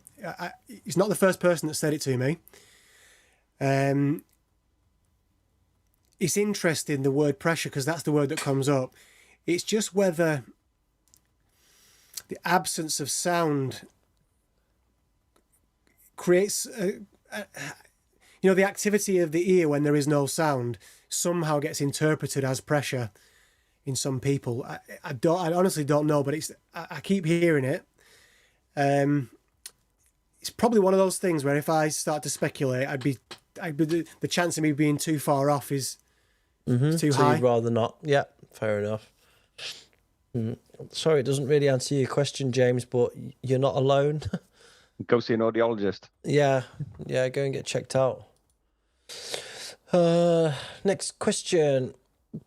Job per. I have different hearing in each ear. My right ear, I can pick up the bass more than the left ear. I pick up the high end more. Is that normal? Normal if your ears are fucked. Yeah. What happened? I don't know, but we've got you've changed roles apparently. Oh, Dr. Hidden. I just got booted off. Did No, you? you're still there. You're still there. You're still on. I can't fix it. No, Normally still I with can us, fix Alan. that. There we go. I fixed it. Yeah, there we go. There you go. You're back. That was weird. Yeah. Did you hear the question? I don't want to speculate. I've got to hold my hand up on that one. Okay. What I should say is, if it is painful, then I might just want to move it out of the category of like, I'm thinking it's some kind of perceptual phenomenon. It actually might be some pressure that needs to be looked at. So if it is actually causing pain, speak to your doctor and see your ENT, because pain in the ears is can be a physical thing that an ENT doctor needs to give an opinion on. Mm-hmm. Okay, so that's on James Bufferland's question. I think you got disconnected because I moved on to another question. So that's for you, James. That's okay, buddy. John Pert says, I have different hearing in each ear. My right ear I can pick up more bass, and the left ear I pick up the high end more. Is that normal? I think the answer is... the straight answer is it's not. It's normal to have two ears that are balanced, because the reason for that is you should have been exposed to the same environment externally, and then the biology should be the same internally. So it's not normal, but it doesn't necessarily mean that it's like medically abnormal either. It's tricky to know whether the difference is minute and it's in your perception, or whether it actually would come up on a hearing test. Has it been tested? I don't know, Can we get that James. information? James, have you been tested, sir? Does it show a bit of a difference in the frequency response? Oh no, it's not James. It's John. Sorry, John Pert. Have you had any testing done? Alan, do you get free hearing tests in the UK? Yeah. Yeah. Yeah. Yeah. You do in the Netherlands as well. I got one not long ago. Yeah. So he says. He says. Sorry, he says no. He has not had a test. So you get free hearing tests in the UK, John. Go and get it.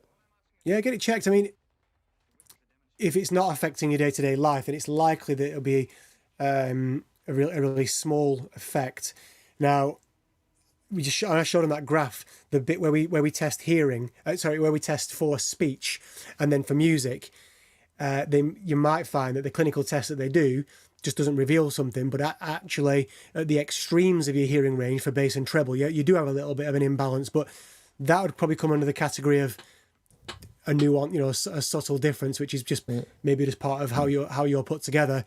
Mm-hmm. But if there is a difference between hearing, that's normally a a sign that I suggest to people, just go and get it checked, just in case of something that is slowly changing in one ear that needs to be looked at.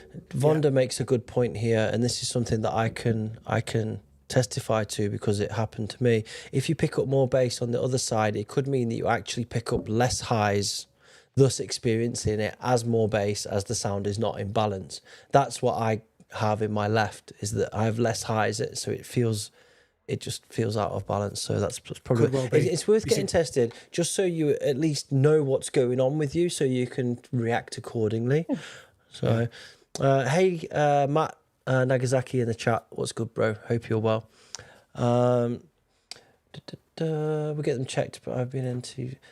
It could be sinus problems, John. Just go and get it tested, buddy. It's free, and you'll learn a little bit about yourself and how to act. More questions here. Approximately how many decibels of attenuation would you recommend in earplugs? Additionally, does the frequency curve of the filter make a difference to the level of protection that it gives? Well,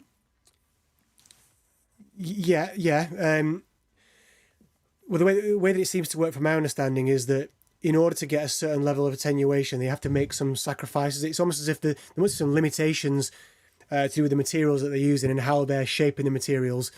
That means that as you get greater attenuation, it starts to affect the tone balance. So does that answer the question? It's not that. I guess it's like which is the cart and which is the horse, the frequency response or the overall attenuation. Have I answered it? I don't know if I've fully understood.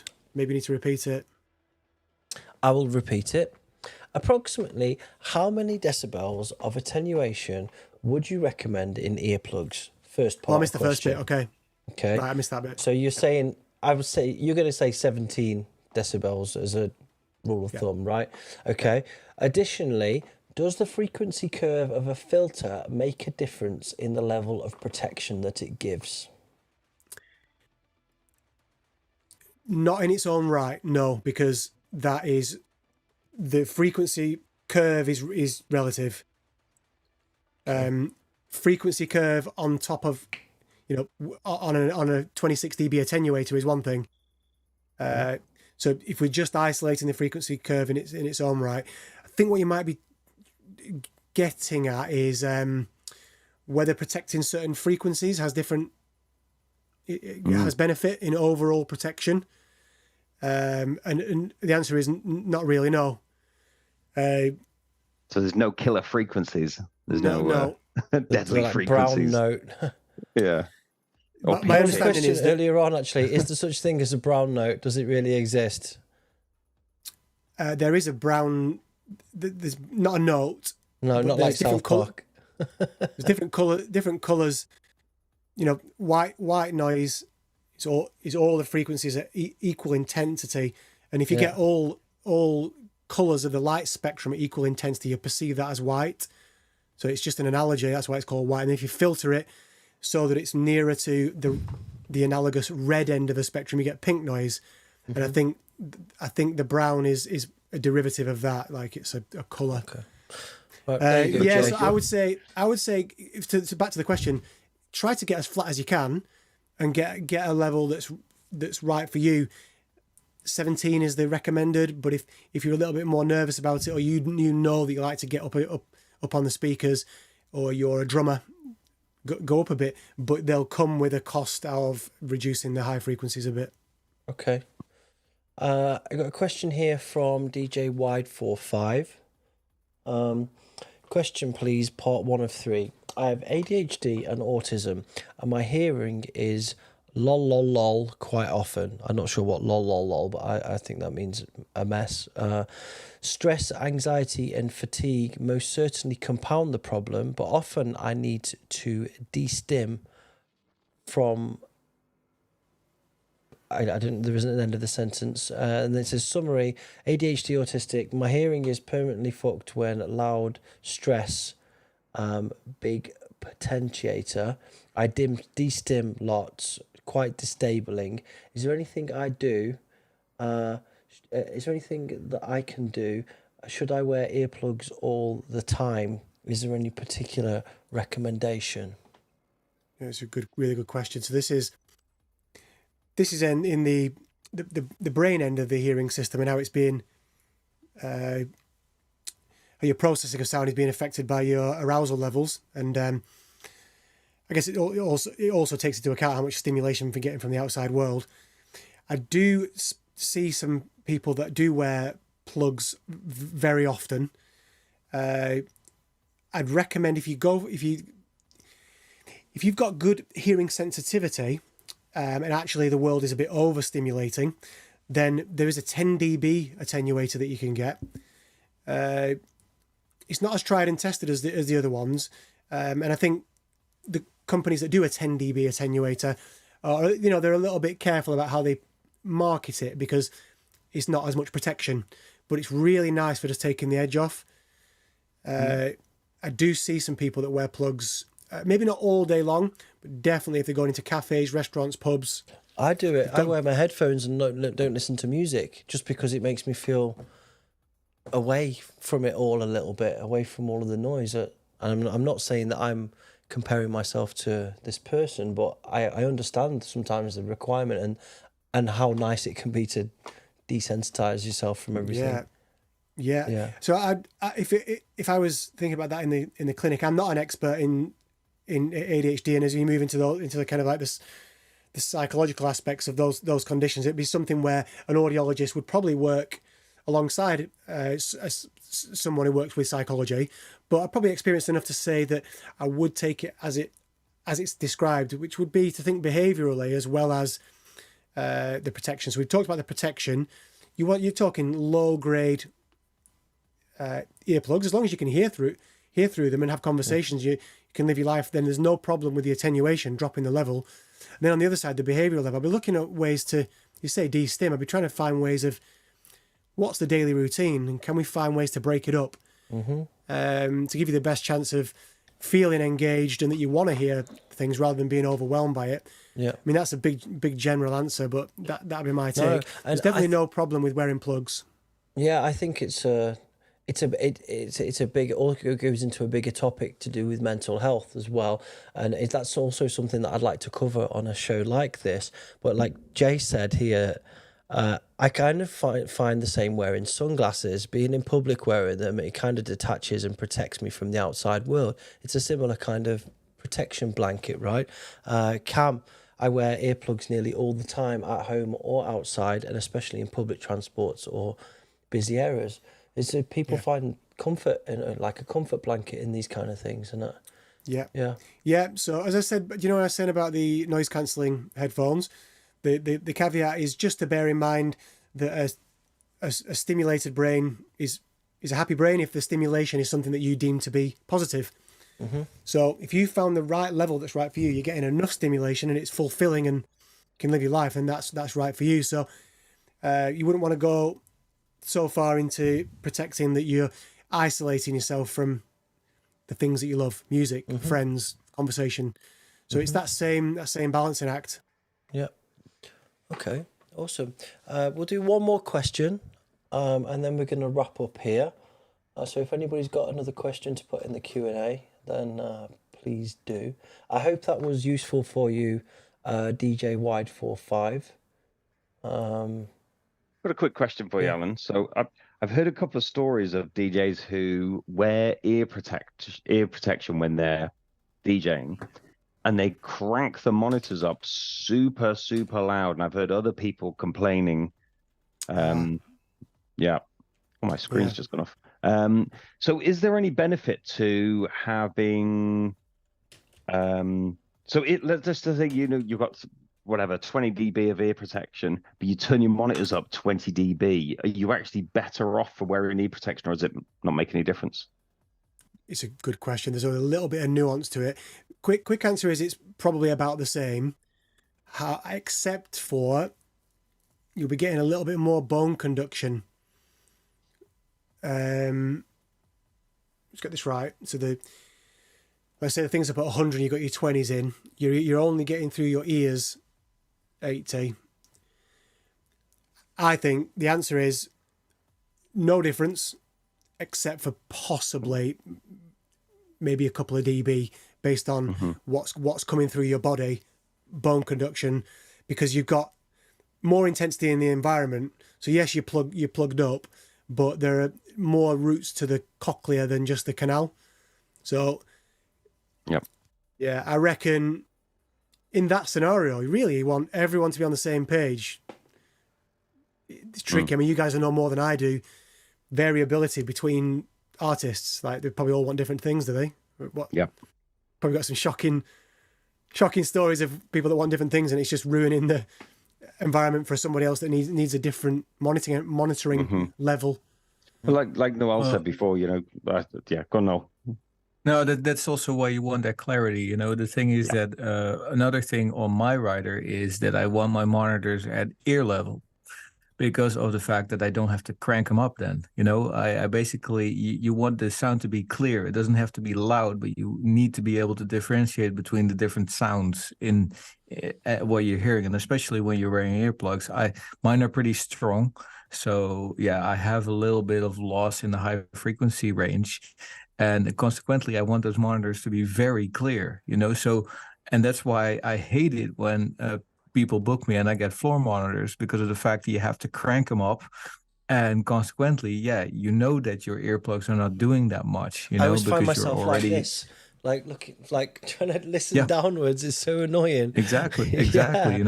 So it's all these factors that usually determine whether you can actually play a good set. And especially if you want to spin with your earplugs in, which I think is still something that I'd recommend. You want those monitors to be perfect, So you're touching on a really important point about the sweet spot for that particular speaker and speaker cabinet. There'll just be a nice level where it's got all of its dynamic range. You're not introducing any distortion, and if you go below it, above it, you're not in the sweet spot anymore. So I think that's what you're getting at, isn't it? You just want the speaker to be working as it's meant to. Exactly.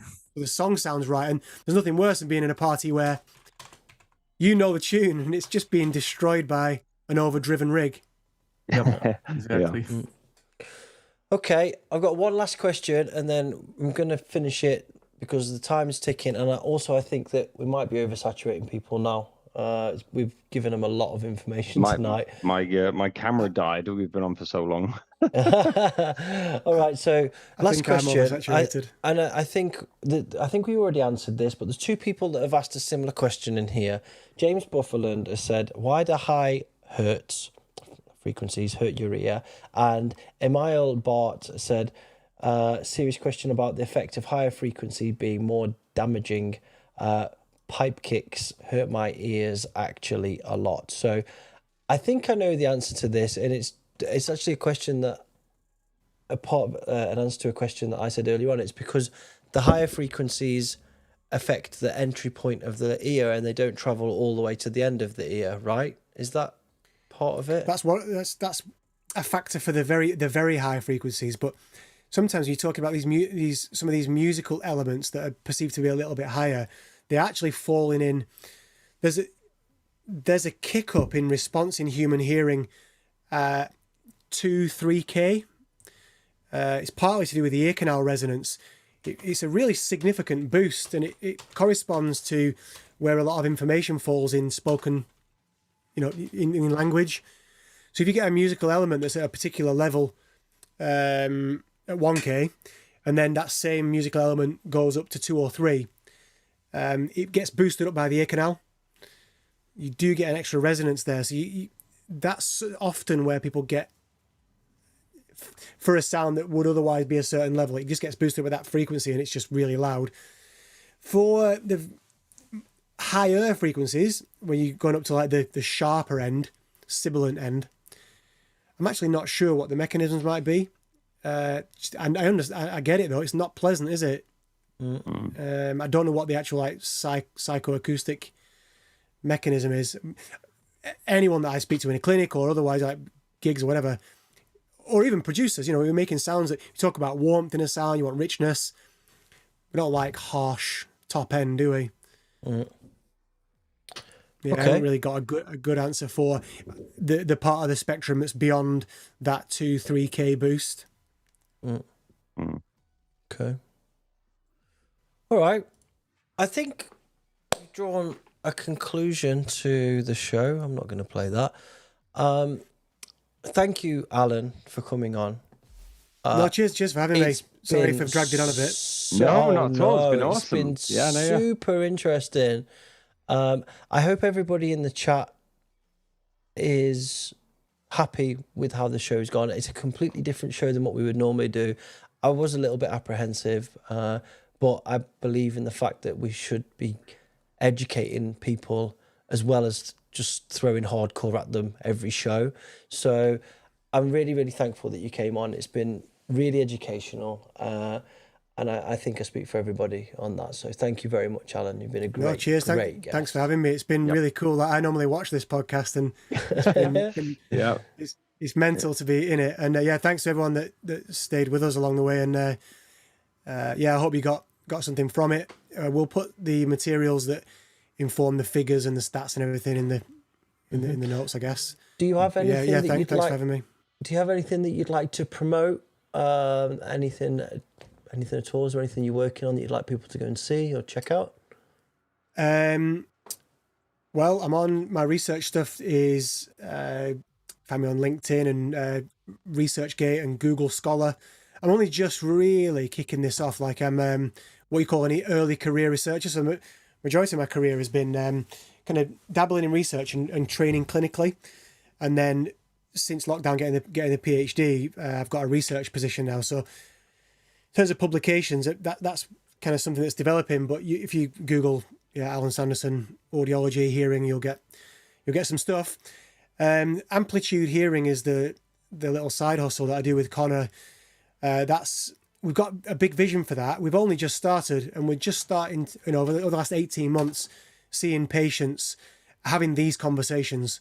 So that's just in its infancy. And then for my academic work, the neuro-stim stuff that I mentioned, that's Mindspire. So Amplitude is the little clinical service that we're just developing now. Mm-hmm. If you put about, you'll see a picture of us and a little blurb. But anyway, people can visit that. Yeah. In terms of research, the themes at the minute, if you're interested and if you just wanted to keep an eye on that, it's going to be neuromod stimulation of the vagus nerve for tinnitus.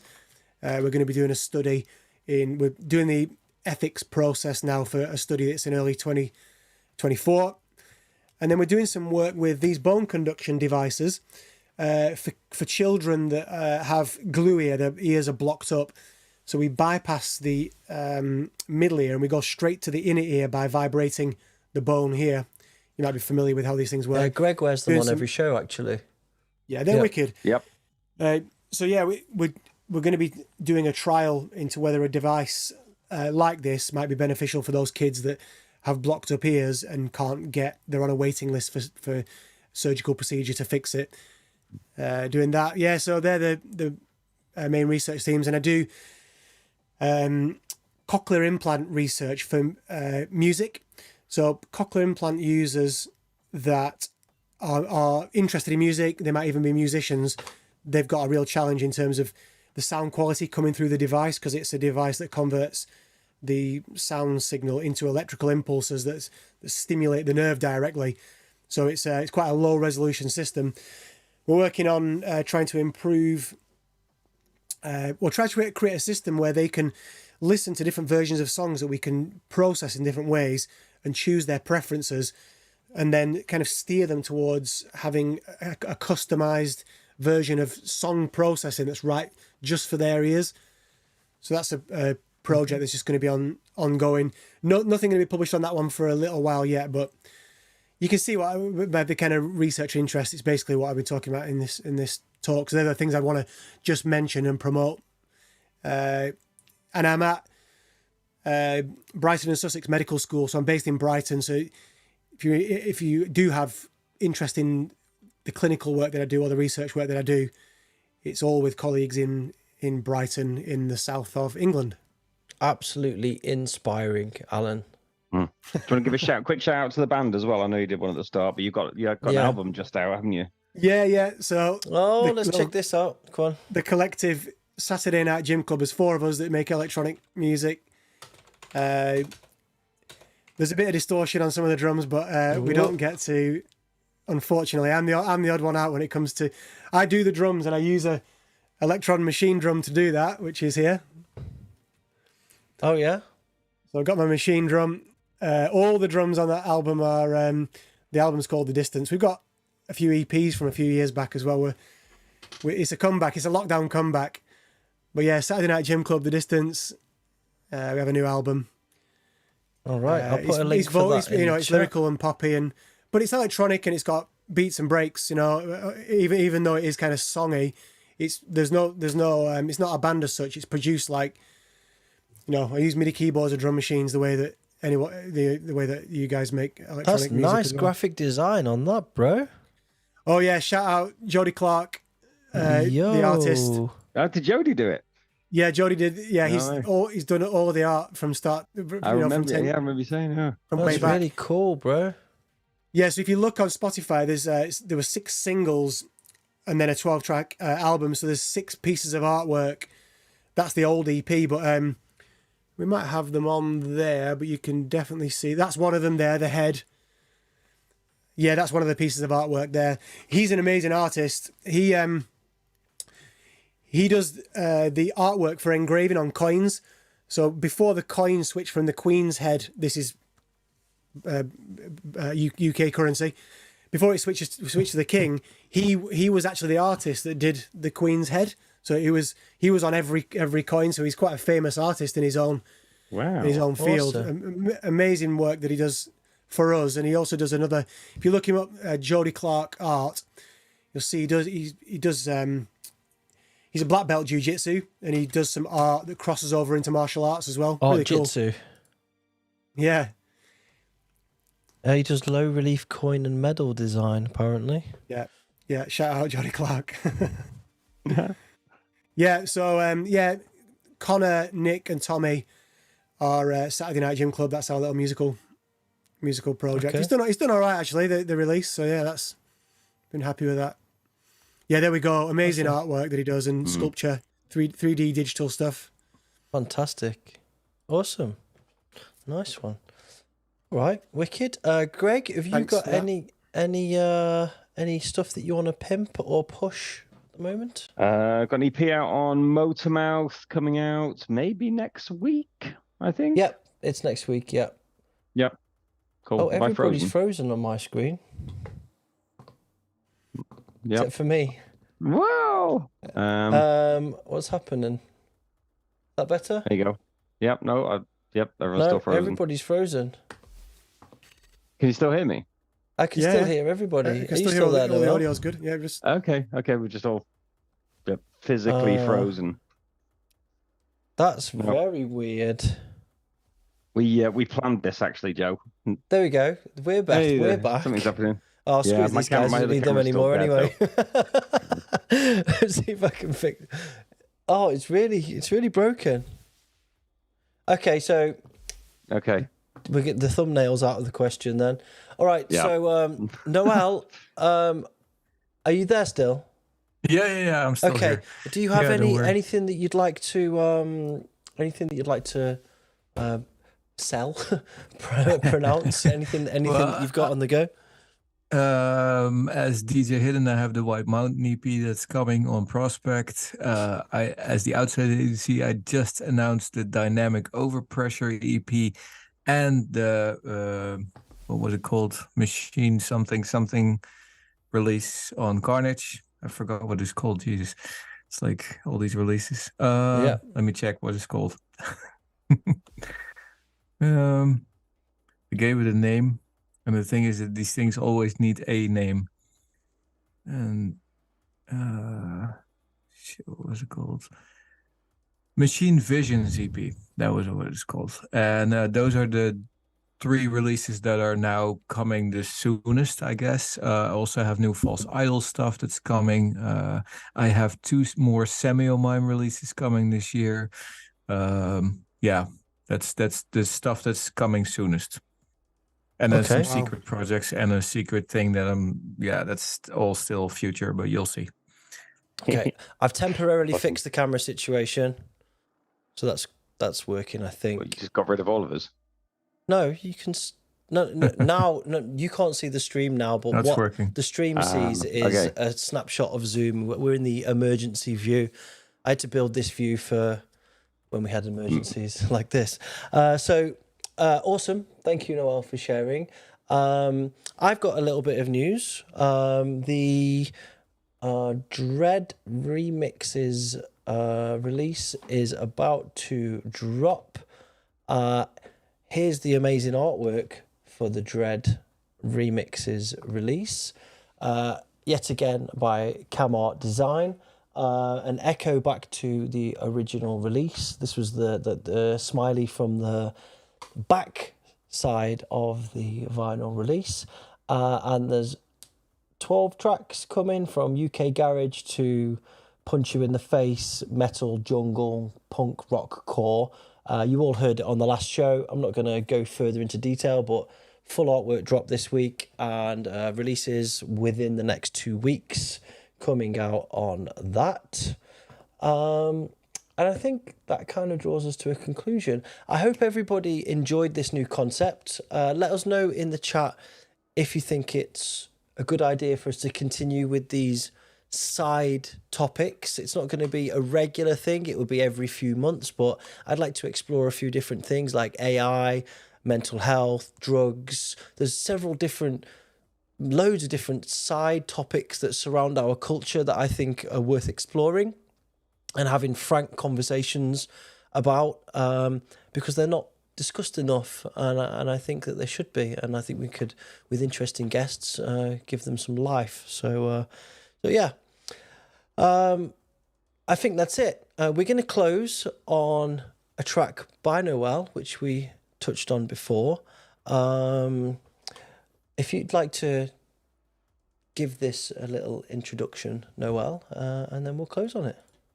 Yeah, we sort of talked about it already. I basically wanted to combine various techniques used to combat tinnitus, and I was interested in that because I wanted to see if I could get rid of my own tinnitus in some sort of way, or get rid of it, at least suppress it for a while.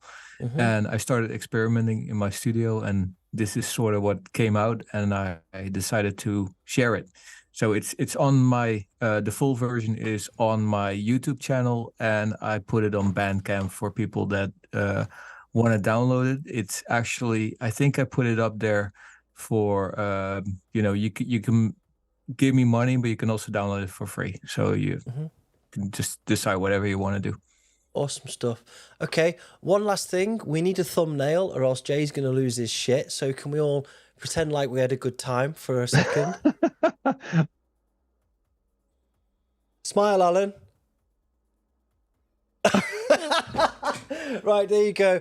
Don't forget to like the stream, subscribe to the channel, and go and put comments underneath the video on YouTube. If you could do that now, that would be really useful. Maybe tell us what you liked about the show, or just a smiley, or something. What the fuck is Greg doing? Or just a smiley or something. It's really useful. It helps us reach more people and all that shit. So thank you all for tuning in. I hope you enjoyed this show. Doing a little bit different. We love you. We've got a big guests announce coming up for the rest of the year. Really, really excited about it. So until next time, I guess we'll see you later. Bye, everybody. Peace. See you. Cheers.